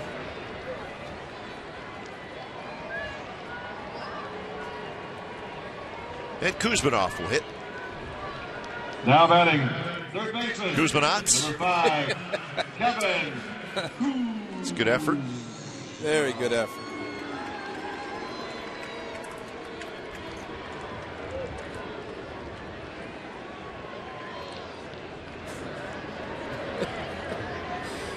Kuz and the fan club hanging out in right field.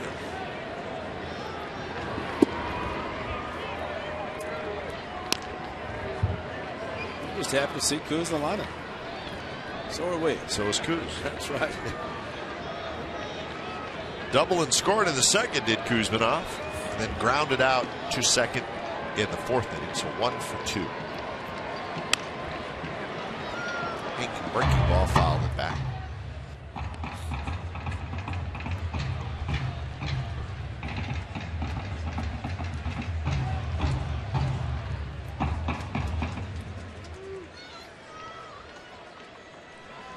The A's now 9 hits in the game, and we're just in the 5th.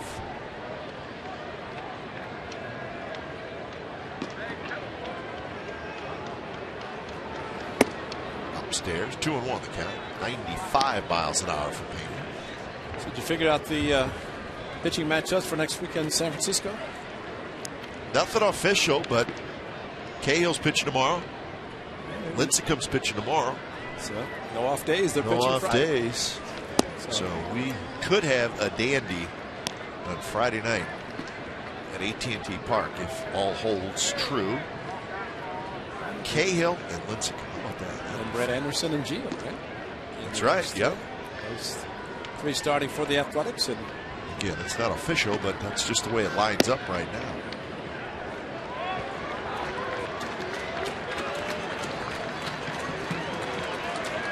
Cahill probably not looking that far ahead as he's going to take on these White Sox tomorrow. Well, he's looking forward just to tomorrow in White Rapids. Aren't we all? Absolutely. Now batting. He's thinking the A's can hang on today. The A's will go for a series win tomorrow. And Dactyl has been perfect to start this season.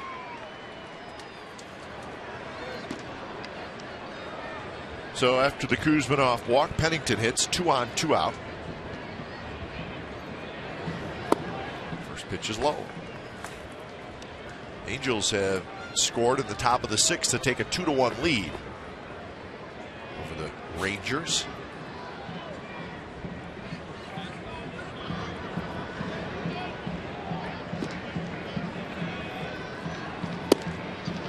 Good pitch there, off speed, drops in for a strike. Pennington 1 for 2 with an RBI single in the 2nd inning.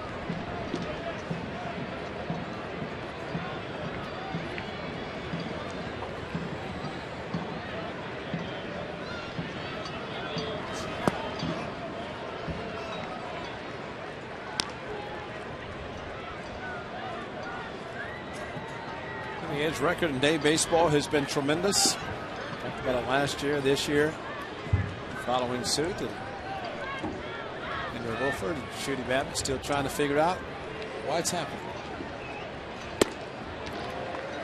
Well, I think they're going to be at work a long time.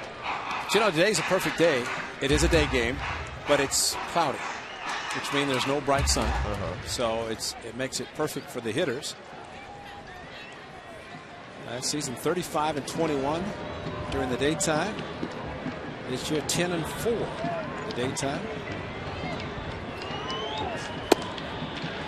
But it's perfect for both teams hitting wise. You know what I'm saying? Sure. So the walk has them loaded.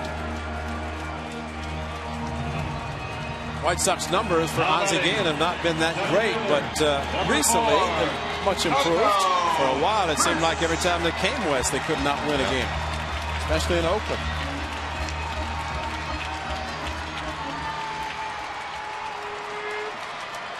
Well, the A's have scored 3, and they could completely bust this game open with a base hit here. 9th man to bat in the inning, and it's Coco Crisp. He skies one left center field. Rios is over there, and he's got it side retired. A's score 3 and leave 3. We go to the 6th inning. It's 5-0 Athletics, and congratulations to David DeJesus, who picks up career hit number 1,000, and he does it with a triple.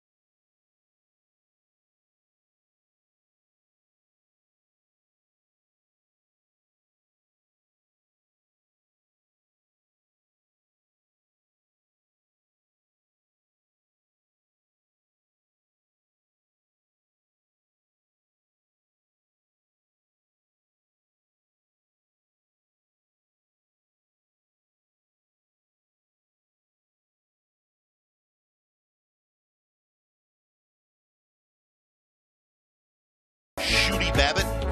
Tweet your question to @CSN Athletics with the hashtag return of the Mac. Your answer could be answered during A's postgame live. CSNCalifornia.com. Your interactive home for A's baseball all season long. You can ask Judy Babbitt, why did the A's play better baseball during the day? Put him on the spot. Yeah, he'll have an answer. Are you saying he'll give you an answer whether it's correct or not?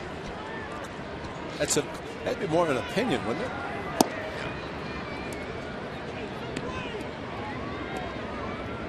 Top of the order for the White Sox. Tyson Ross has done a very nice job through the first 5 innings. He's worked out of a couple jams. 6 strikeouts. He's walked just 1. This one bounced behind the bag at second. Pennington, a nice play, and guns it to first to get Juan Pierre. Pennington ranging far to his left. Well, you watch Cliff Pennington going up the middle and how quickly he makes the adjustment once he catches the ball to make sure he has a good grip to throw to Derek Barton. Watch this. You'll see the slight movement in his glove to his hand and a perfect throw to Derek. Ultramo, here it is. And they are taught. He made sure when he put the hand in the glove to retrieve the baseball, he kind of feel the seams in a 4-seam grip so you can throw the ball straight. You don't want to throw a 2-seamer to first baseman, but Cliff Pennington made the quick adjustment and a very good play with a fast runner. Ramirez with Adam Dunn in the on-deck circle. Little fister over Barton's head and down the right field line. So Ramirez is going to have a 1-out single. That's hit number 4 for the White Sox. Now batting, number 32, Adam Dunn. So Adam Dunn will hit with Konerko in the on-deck circle. 5-0 Athletics. 2 in the second, 3 in the fifth.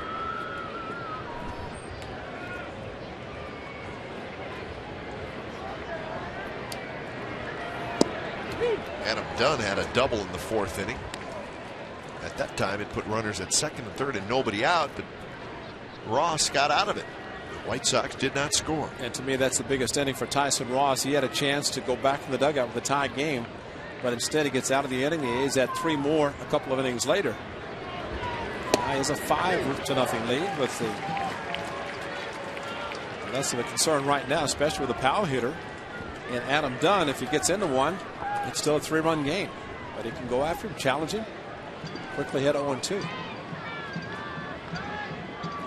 Short lead for Ramirez at first. Fastball inside to Dunn, 1-2.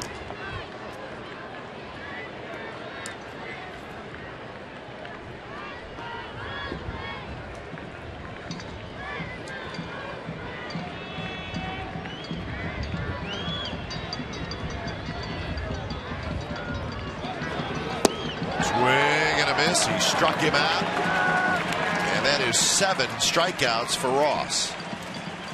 Well, a hard biting slider down and in. Right there looks a strike right over the top of the swing by big Adam Dunn. Now batting, so the double down the right field line, maybe an off-speed pitch that he hooked, kept it fair, but this the hard slider down and in, no contact, and big strikeout for Tyson. So Konerko steps in. So Tyson can take the bat giveaway today and just write Tyson in front of Ross dressed for less, and it'll be perfect. It's his day so far. Get him to sign it. Just put Tyson right in front of Ross. Right next to Mark Ellis's name. Yeah. Sure, Ellis wouldn't mind. Yeah. Will Wood? I think so. Well, all the noise you're making with the plastic right into your microphone. Does that bother you? Show this back. Huh? That's not bad. It's not bad. You with those what hands? Do you think? I like it. I like it. Jack will like it better. Someone else, if you can get another one. Yeah, I'm going to keep this for myself. Bat Day. Mark Ellis Bat Day at the Coliseum.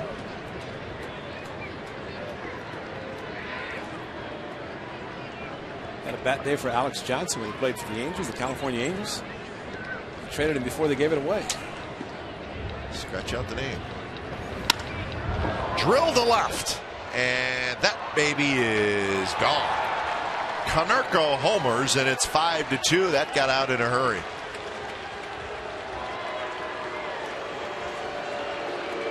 Well, there's your fastball down.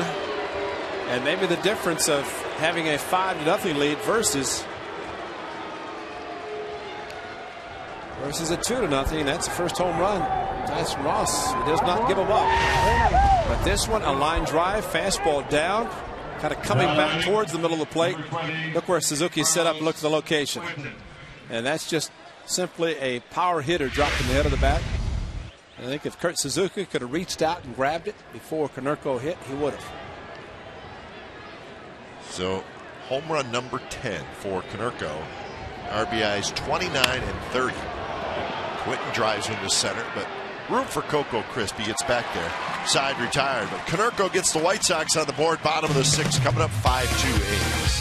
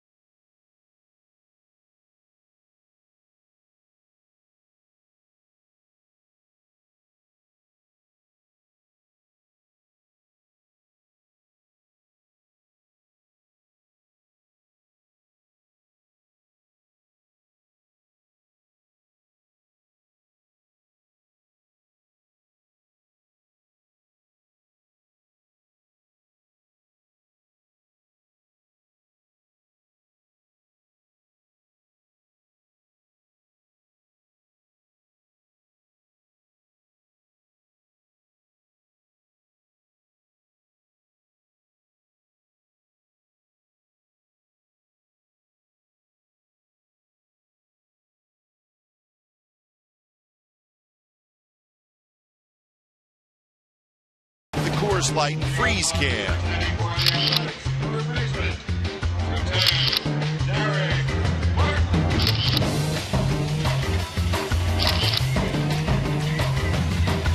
Coors Light Freeze Can is brought to you by Frost Brewed Coors Light, the world's most refreshing beer. A's 5 and the White Sox 2. Bottom of the 6th inning. Tony Pena came on in relief last inning for Gavin Floyd. Floyd gave up 5 earned runs in 4 1/3.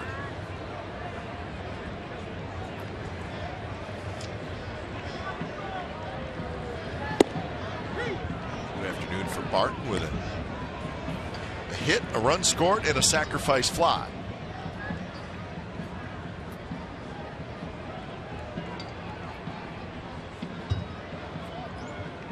Barton will be followed by Sweeney and then Willingham.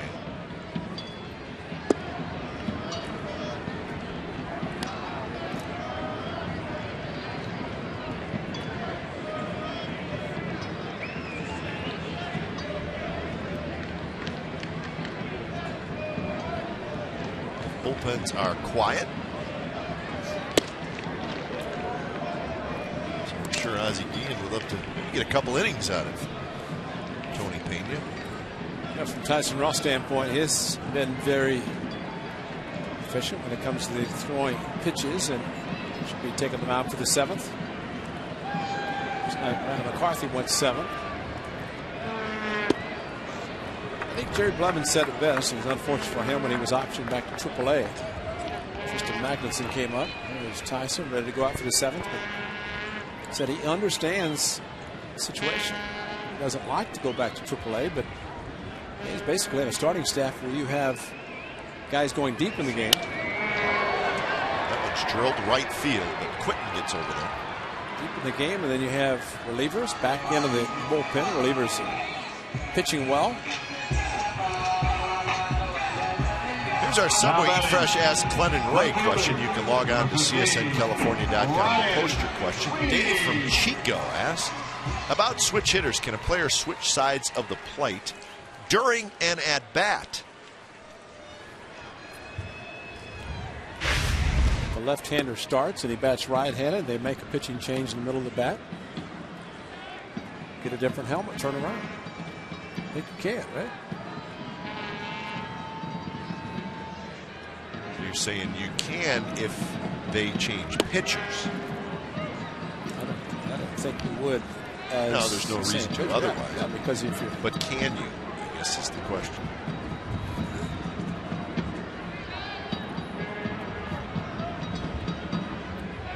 Can't what? Give you the official.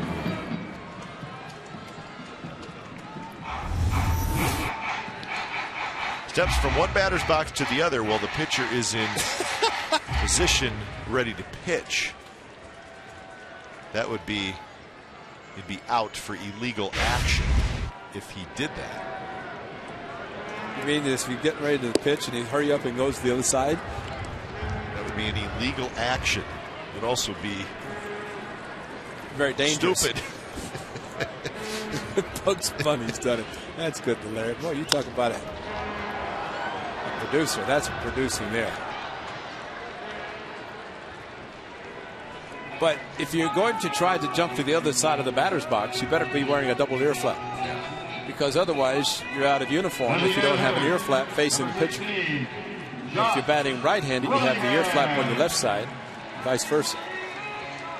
But a double ear flap, you don't have to worry about it.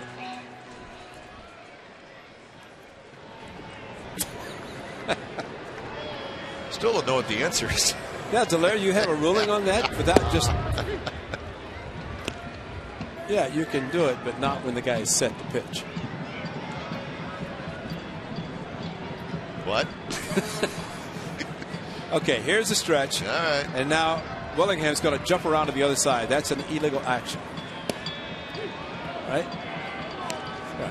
But if a pitcher comes in and he's batting right-handed, he happens to be a switch hitter, he could go to the other side. That is correct. He could change.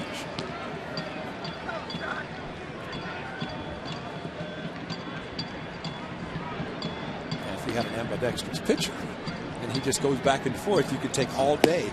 I can't wait till this half inning ends. Well, talk to Delaire about the question. Get a headache. Confused. I know it doesn't take a lot for me, but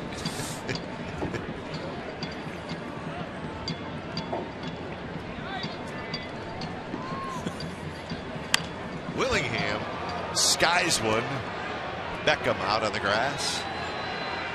And Beckham has it. So a 3-up, 3-down inning for Tony Pena, and we're on to the 7th inning. It's the A's 5 and the White Sox 2.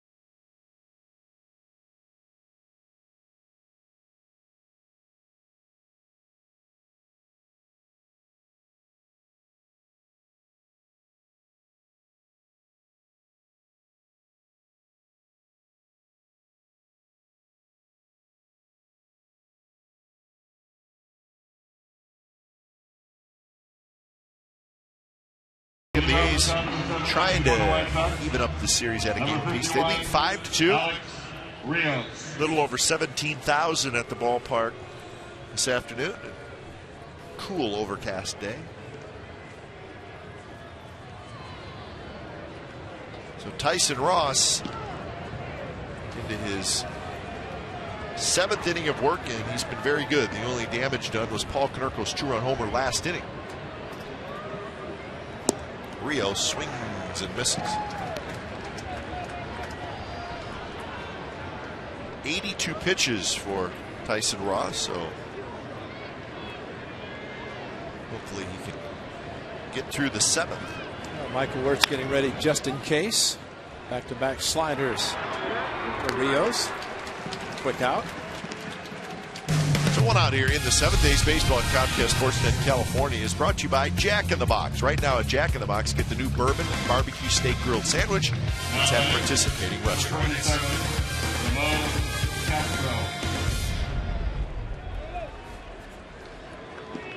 So Ramon Castro will hit.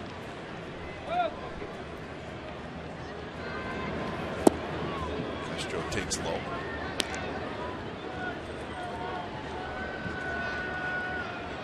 Michael Wirtz, who's been throwing the ball extremely well.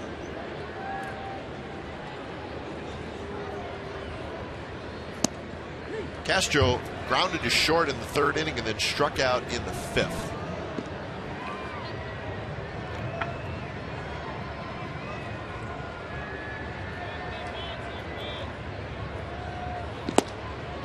Good pitch, just missed, 2-1.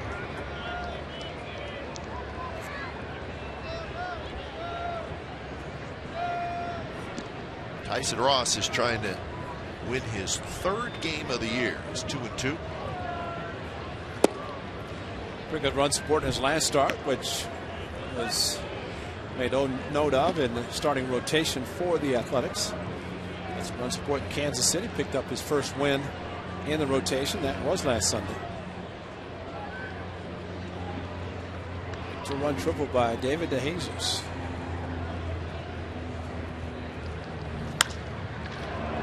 Coco Crisp going back, still going back. Warning track near the wall. He's got it for out number 2. Castro put a pretty good charge into it, but Coco tracks it down. Last 4 starts now for Tyson Ross. Number 15, Gordon Just Beckham. a total of 5 runs allowed. And he's pitched deep enough into the games where bullpen has been able to come in and help him out. As we've said often, it seems to be so true. If you can get a starter go 7 innings, it makes it tough on the bullpen because of getting regular, consistent work. But to be able to go 7, set up man, closer, you can mix and match to get guys to finish the game for you. Go any fewer innings than that, you're looking for more outs out of the bullpen. Sometimes a little more difficult, but what the A's starters have done, consistency.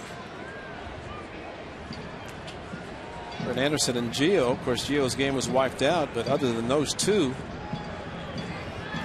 in Texas, everybody else has gone 6+ and mostly 7 in this month of May.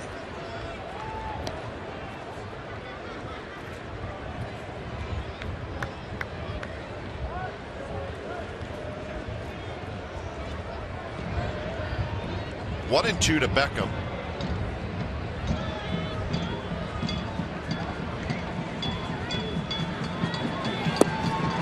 Just missed. Yeah, it's 2-2.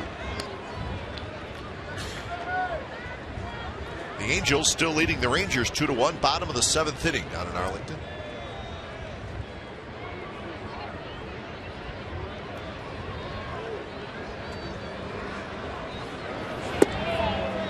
Another close pitch. So Ross not missing by a lot.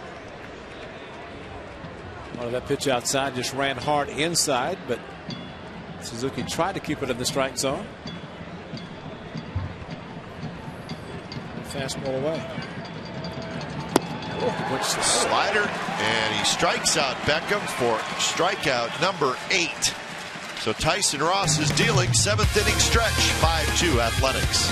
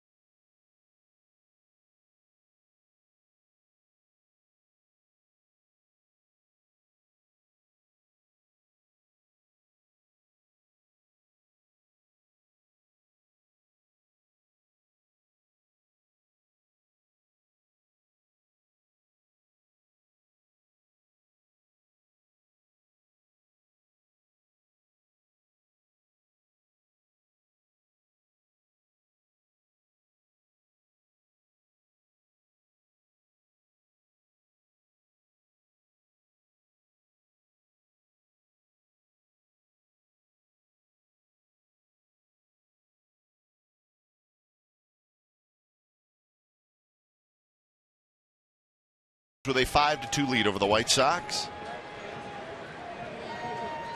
Beat DeJesus, Suzuki, and Ellis. David DeJesus, a walk in the first, a strikeout in the third, and a 2-run triple in the 5th. And that was career hit number 1,000 for DeJesus. So the average at 232 and climbing for DeJesus.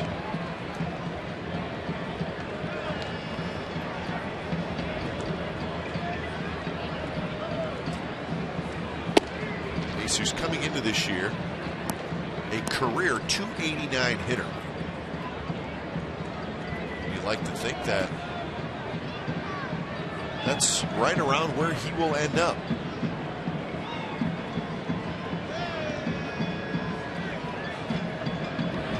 His batting averages over the years at the big league level: 287, 293, 295. 260, 307, 281, 318. So there you go. Pretty consistent.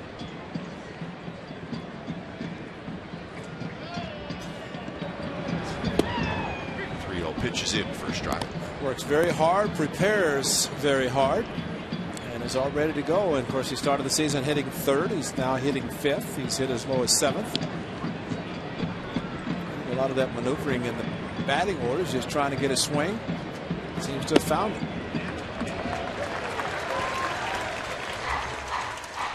So the walk, and A's have their leadoff man aboard.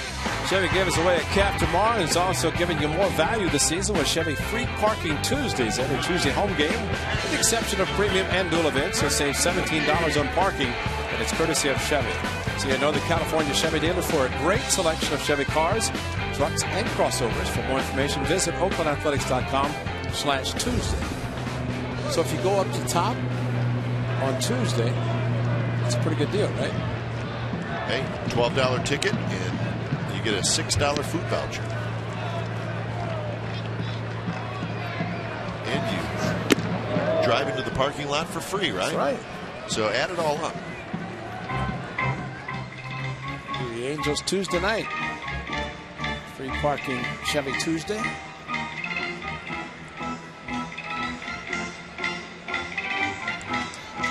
Just got a couple notes from baseball today from Statman BI. Hey, we had another perfect game into the 6th inning. Jar Jurgens from the Atlanta Braves, who's having a fantastic season for the Braves.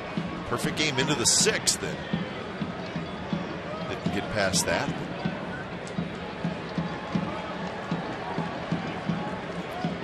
It has just become commonplace now to guys taking no-hitters into the 6th inning.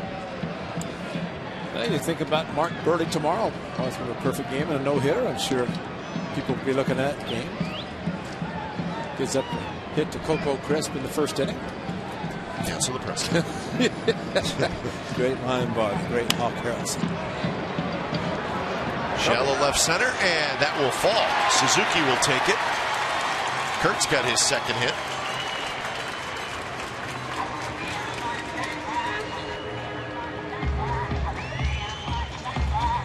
The triangle. Shortstop, left, and center all converging on a ball that was placed perfectly and no chance, no man's land. Look at it. It's a great part about being where we are. You can see the ball off the bat, see everybody. Yeah, there's no way. You almost wanted to yell out to David DeJesus, say, run. It's not going to be caught, David. So 2 on, nobody out, and here's Mark Ellis. Mark has not joined the hit parade today. He's 0 for 3. The A's have 10 hits. He's going to bunt. He bunts it toward 3rd. So Ellis with the sacrifice. The A's looking for some insurance here in the 7th. Well, there's your perfect bunt. We see it a lot where a hitter's trying to bunt the ball to 3rd, forcing the 3rd baseman to field the ball. Takes him out of positions and take the throw, and Bob Garen putting the sacrifice on, and Mark Ellis executing to perfection. The bat angle, there's the key. Get the bat angle, push the ball towards 3rd. And Morel kind of side saddle looking to see if the ball is bunted back to the pitcher. He'd go to 3rd, but he had to charge. So Mark Ellis, tremendous job getting the job done. Now the infield in again. Guzman off, takes a big rip, fouls it back. Andrew Bailey pitched in an extended spring training game today. He went an inning and a 1/3 through 18 pitches. As it's going with Andrew, see how he feels tomorrow, and he's getting closer, slowly but surely. That was in Arizona, correct? That was in Arizona, yeah. Where it was about 100 degrees. It was 101 yesterday. Cooling down to 98. Quinton in right, it's shallow. DeJesus tagging, and DeJesus is bluffing, and the throw is airmailed. Pena's backing it up, but he can't do anything about it. DeJesus scores, and the A's get a run. DeJesus was not going to try to score, and Quinton just airmailed it. Well, and that is the question, because the official score would see DeJesus coming down the line, and he does stop.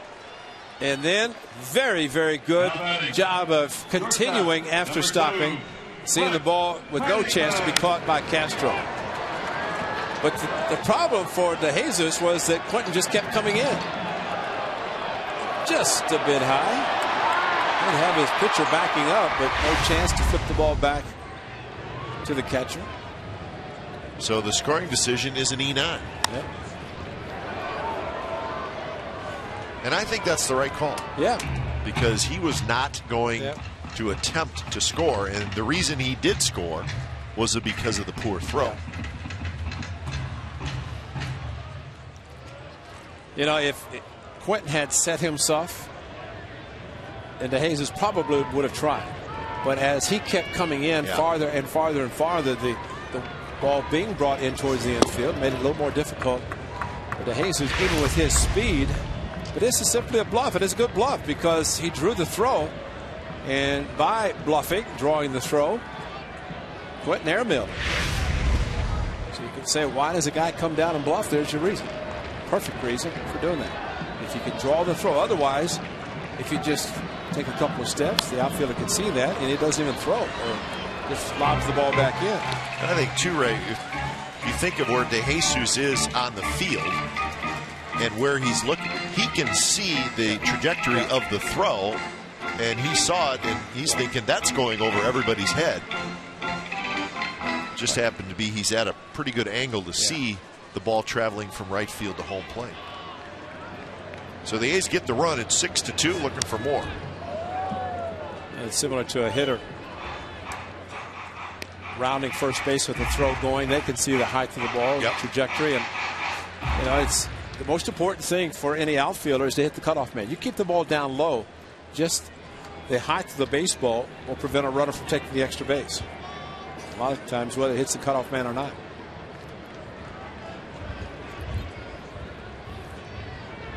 1-2. Pennington swings and misses. Side retired. So the A's get a run on the air by Carlos Quentin in right field.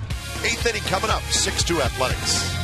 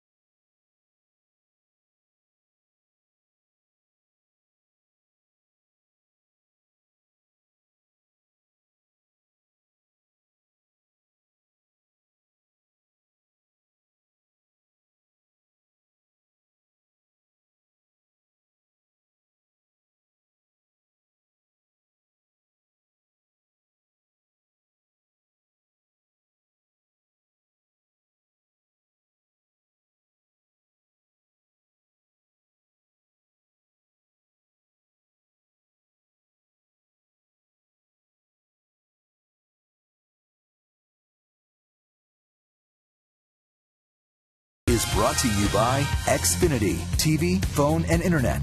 Reinvented. And by Chevrolet. Go to ChevyBaseball.com to support youth baseball and help make a moment kids will never forget. Oh, yeah. A young A's fan enjoying a day at the ballpark. Yeah, tomorrow to get a new lid. New cap. Chevy? I hope so.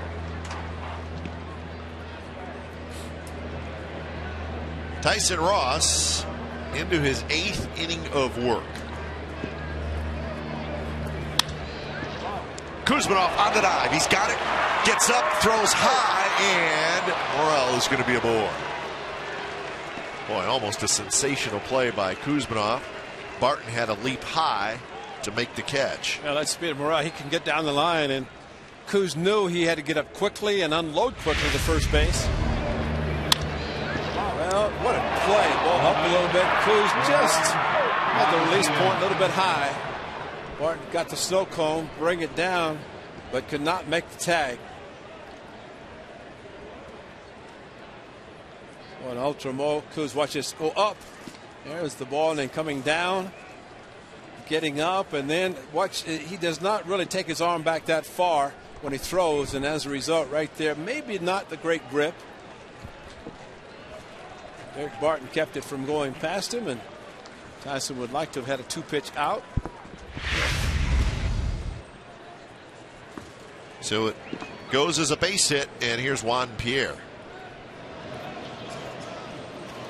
While 4 starts to throw.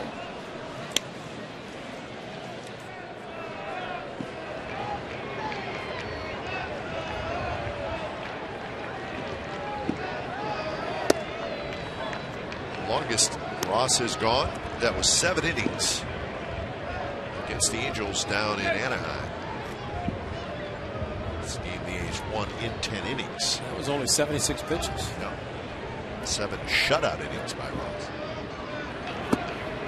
2-0 now to Juan Pierre. Kuzminoff in on the grass at third.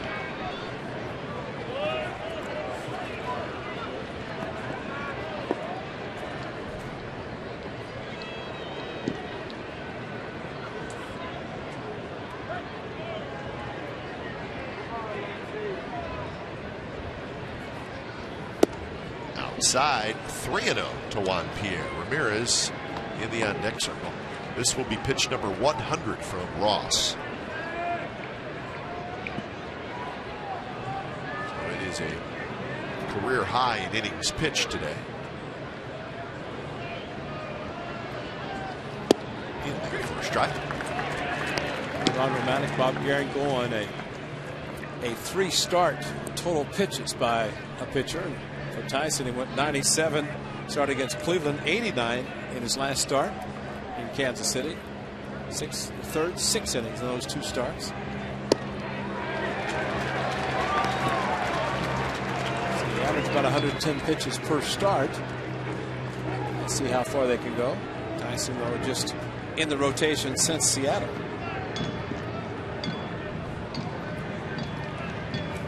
Full count to Pierre. Morel, the runner at first.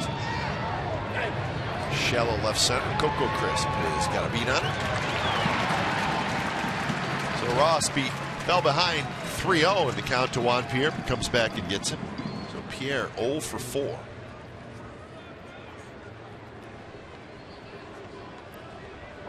Now batting, number 10, Alexei Ramirez. Bob Geren's coming out, so we're going to have a pitching change. So Tyson Ross, 7 1/3 today, and he was terrific. 8 strikeouts, and as Bob Geren takes the ball, he's going to get a huge ovation. Well deserved. Let's listen in.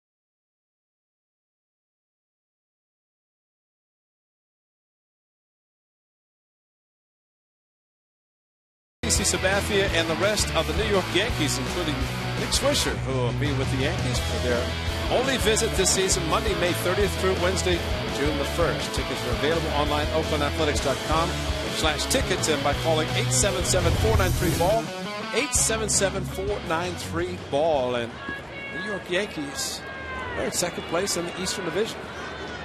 Tyson Ross, 103 pitches. Of course, that counts the lick with no pitch, but still a pitch. You lick your fingers and it's counted. It's a pitch. As a ball, it is a pitch. So Balfour to Ramirez. Slider, swing and a miss. When it's time for a change, think speedy oil change and tune-up. Your oil change and tune-up and smog expert. So Balfour, 18th appearance, having a very fine season. 1.69 ERA. On the ground, A's will get 1, and the A's will get 2. Just like that, it's a double play. Balfour gets out of it, and the White Sox do not score.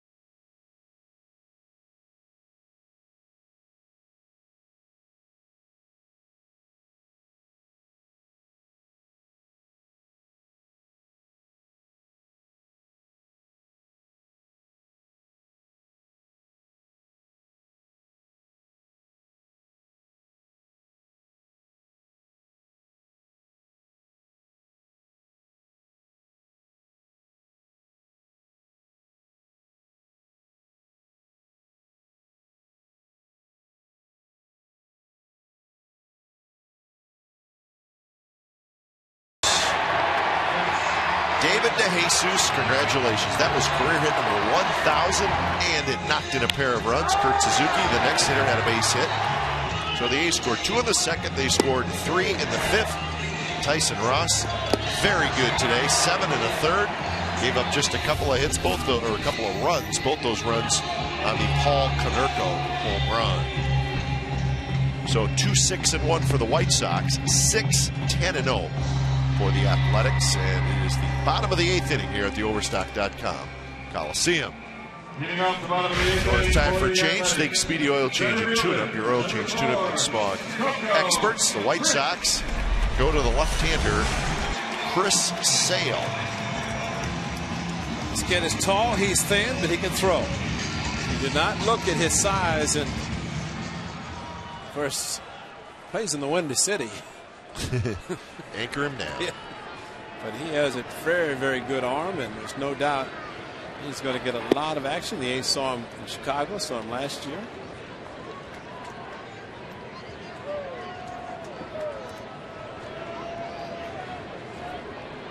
Chris Barton and Sweeney top of the order, and Coco hits a high fly ball to Quinton at right. Drifts to his right, and that's out number 1. You know one thing, partner? Yeah. The A's have a tremendous pitching staff. And they're going to get, when they pitch at home, a lot of standing ovations whenever they leave the mound. You know one thing they need to learn to do? Acknowledge the fans. When you're walking off the mound and the fans are standing, and I mean, they really enjoy what you're doing. And Tyson, I mean, this is, you know, second start here at the Coliseum, but the fans right now are really standing and applauding him. Just touch the cap. Somebody needs to say something to him. Teammate, or you know, I mean, I'm not necessarily saying you, but somebody needs to say. But you know what happens? And I did talk to one of the players. So I mentioned, well, I feel bad. I said, those fans are doing that for you. Don't feel bad. You know? And there's right there. That's the time to do it. See the fans? The teammates are waiting.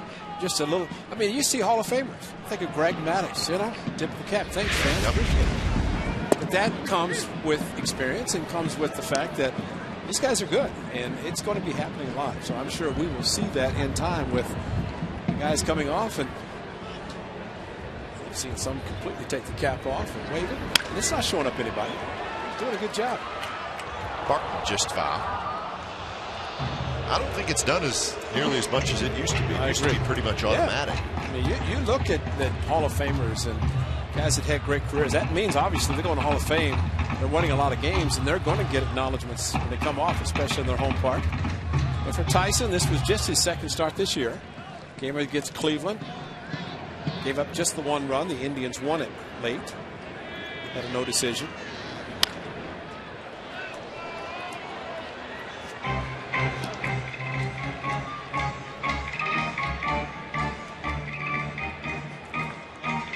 So 1-2 to Derek Barton. 1 for 3 with a sacrifice fly.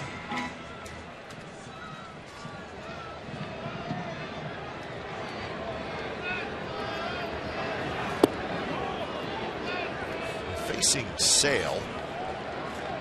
It could be a tough at bat if you're a left-handed hitter.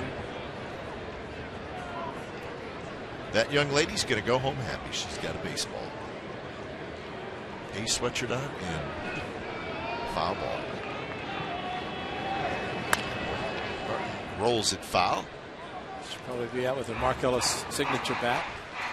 They're both going to take a beating. The ball and the bat in the backyard.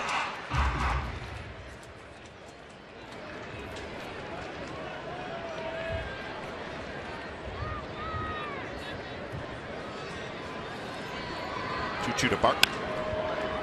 Flips this one, headed toward the bullpen. And it'll get back up in the seats. Tigers won again, 3-0 over Kansas City. The Tigers are starting to heat up. That is their 7th win in a row. So Detroit now 4 games over 500. Scored all the runs in the first inning. Brad Penny went 8 innings, gave up just 5 hits, and Brad Penny is 4-3, and he's pitching very well for them. Jeff Francis took the loss for the Royals. He's 0-5. I've already got the save. another foul ball down the right field. So with the Indians getting rained out and the Tigers winning, the Tigers are now 3.5 back. Kansas City's 5 back. Twins and the Blue Jays are tied 3-3. That game in the 8th inning. And the Rangers have tied it in the 8th in Arlington. So Angels 2, Rangers 2. Bottom of the 8th, and Texas still batting. They've scored 1 in that inning.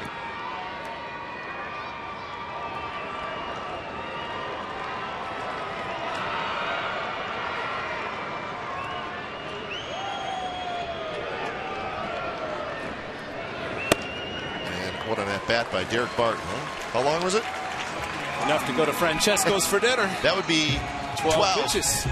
12 pitches and get on base. And against the tough lefty, like you said, dropping down, firing bullets, and very good back by Derek Barton. So that is 6 walks issued by the White Sox pitchers in the game.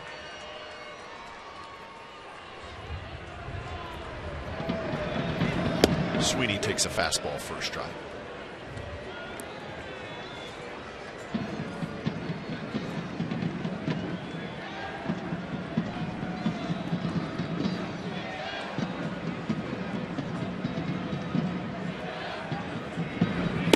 Swing and a miss in the National League. So Cincinnati beating St. Louis 7-3. That in the 8th inning. And so the Reds with the walk-off win last night at home against their rivals from the National League Central. Those two teams figure on battling against each other the whole season. Remember, they got into it last year a little bit. They don't like each other. Yeah, I was going to say battling between the white lines instead of behind home plate. It's pretty serious. And who was it? Brandon Phillips kind of started it. But somebody got kicked. Somebody got kicked. That's right. Had to retire pretty much with a head injury. The catcher, wasn't it? Swing and a miss by Sweeney. So that's 2 outs. And Willingham will hit. The Rockies had a 7-1 lead over the Padres. Willingham. And the Padres came back and won the game 9-7. Houston Street gave up a 2-run homer in the top of the 9th inning to Brad Haupt. And that was the difference in the game. So it's a former Rocky going back home. Rockies blow a 7-1 lead.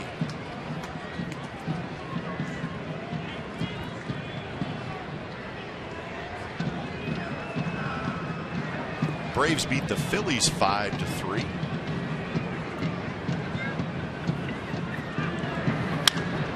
Three pretty good teams in that National League East. The Phillies, the Marlins, and the Braves. A's will see 2 of those 3. 2 of the 3 that interleague play. Mets will be the other team from the National League East.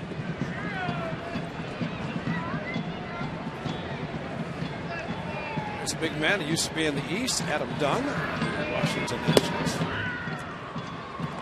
And Josh Willingham, good friends, both playing for the Washington club. Both very strong in the league for the first time. 2-1 to Willingham, 2 for 4 in the game. And now 3-1. Top of the 9th inning, it'll be Dunn, Konerko, and Quinton.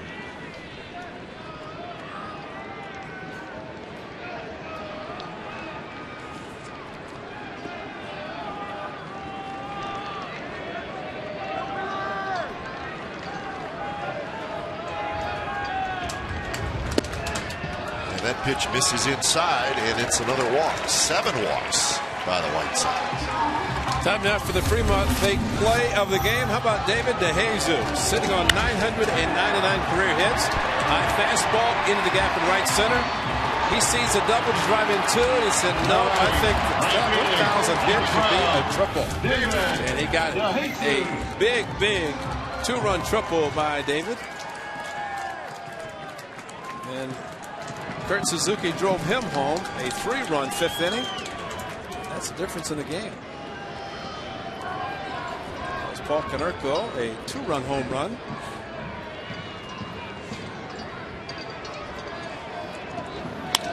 Jesus toward left field. Pierre coming in. He's going to get there. He makes the catch. Side retired. 9th inning coming up. A's will try to wrap it up. They lead 6-2.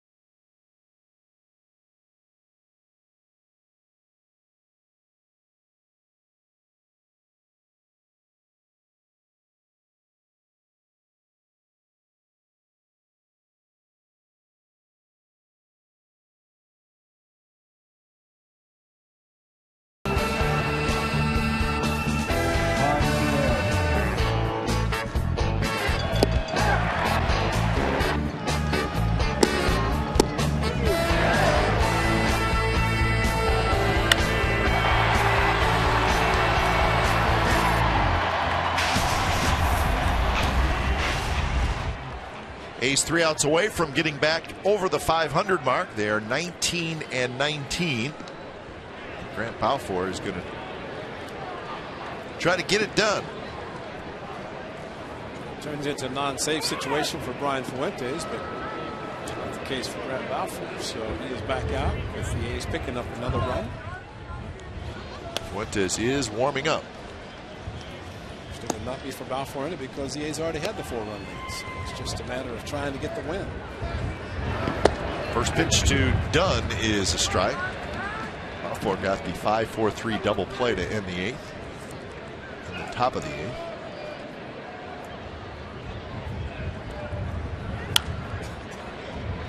And it's a quick 0-2 count. Dunn 1 for 3 with a double, and he has struck out twice. He has 5 strikeouts in this series.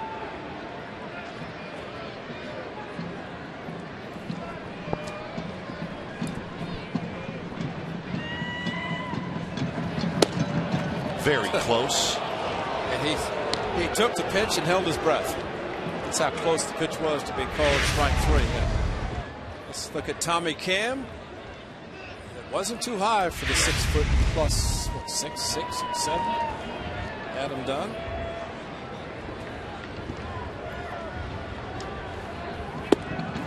Close again, 2-2.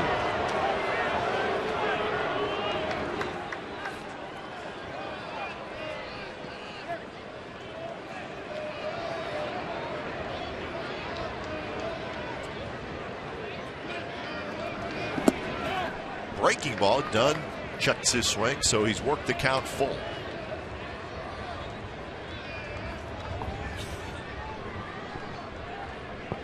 Shift is on for Dunn.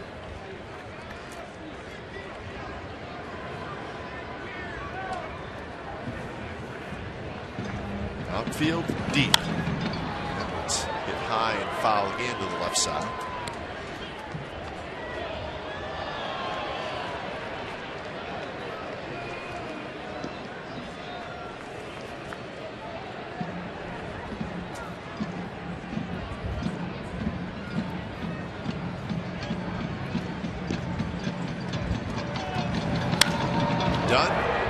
Rips one to left and deep. Sweeney's near the wall, and he is going to leap, and it bounces off the wall, and Dunn has a leadoff double.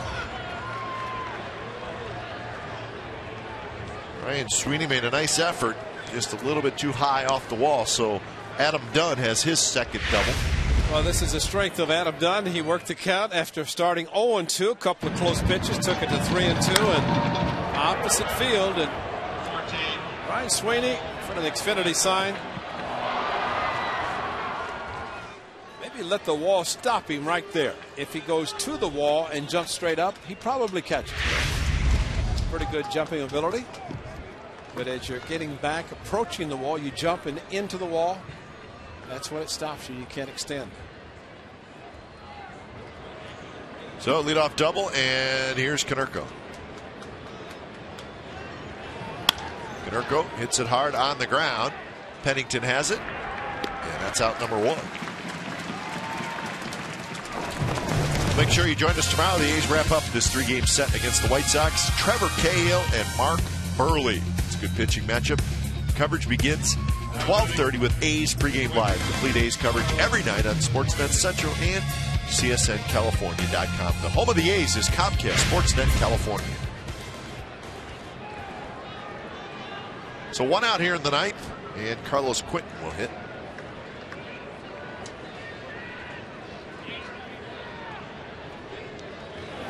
Quentin takes a fastball first strike. The Angels have just taken the lead in Arlington with a run in the top of the ninth inning, and they're still batting.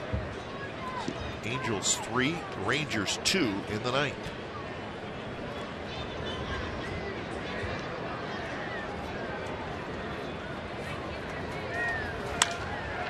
Quentin belts one to center. Coco's back. Room. He's got it. Adam Dunn will tag, and he'll jog to third, but that's out number 2.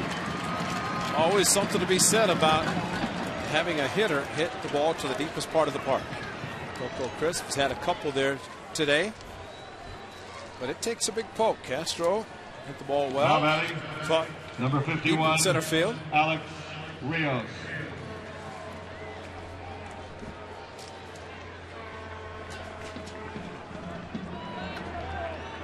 So Rios, the next hitter for the White Sox. Tyson Ross, 1 out away from getting his second straight win as a starter.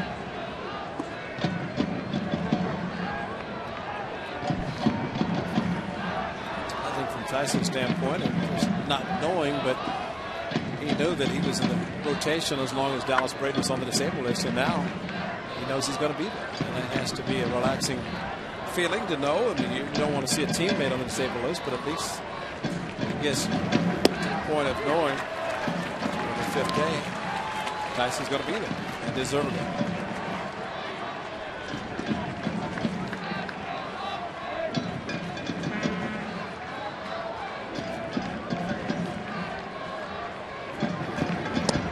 Breaking ball outside to Rios.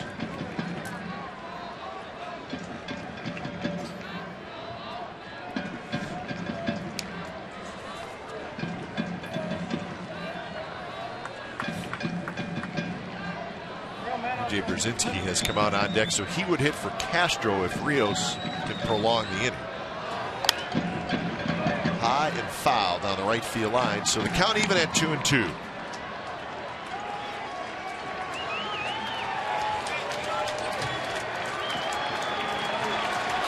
So the crowd rises to its feet.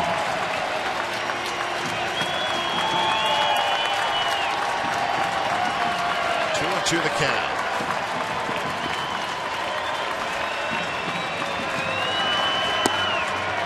Slider is outside, so it's full.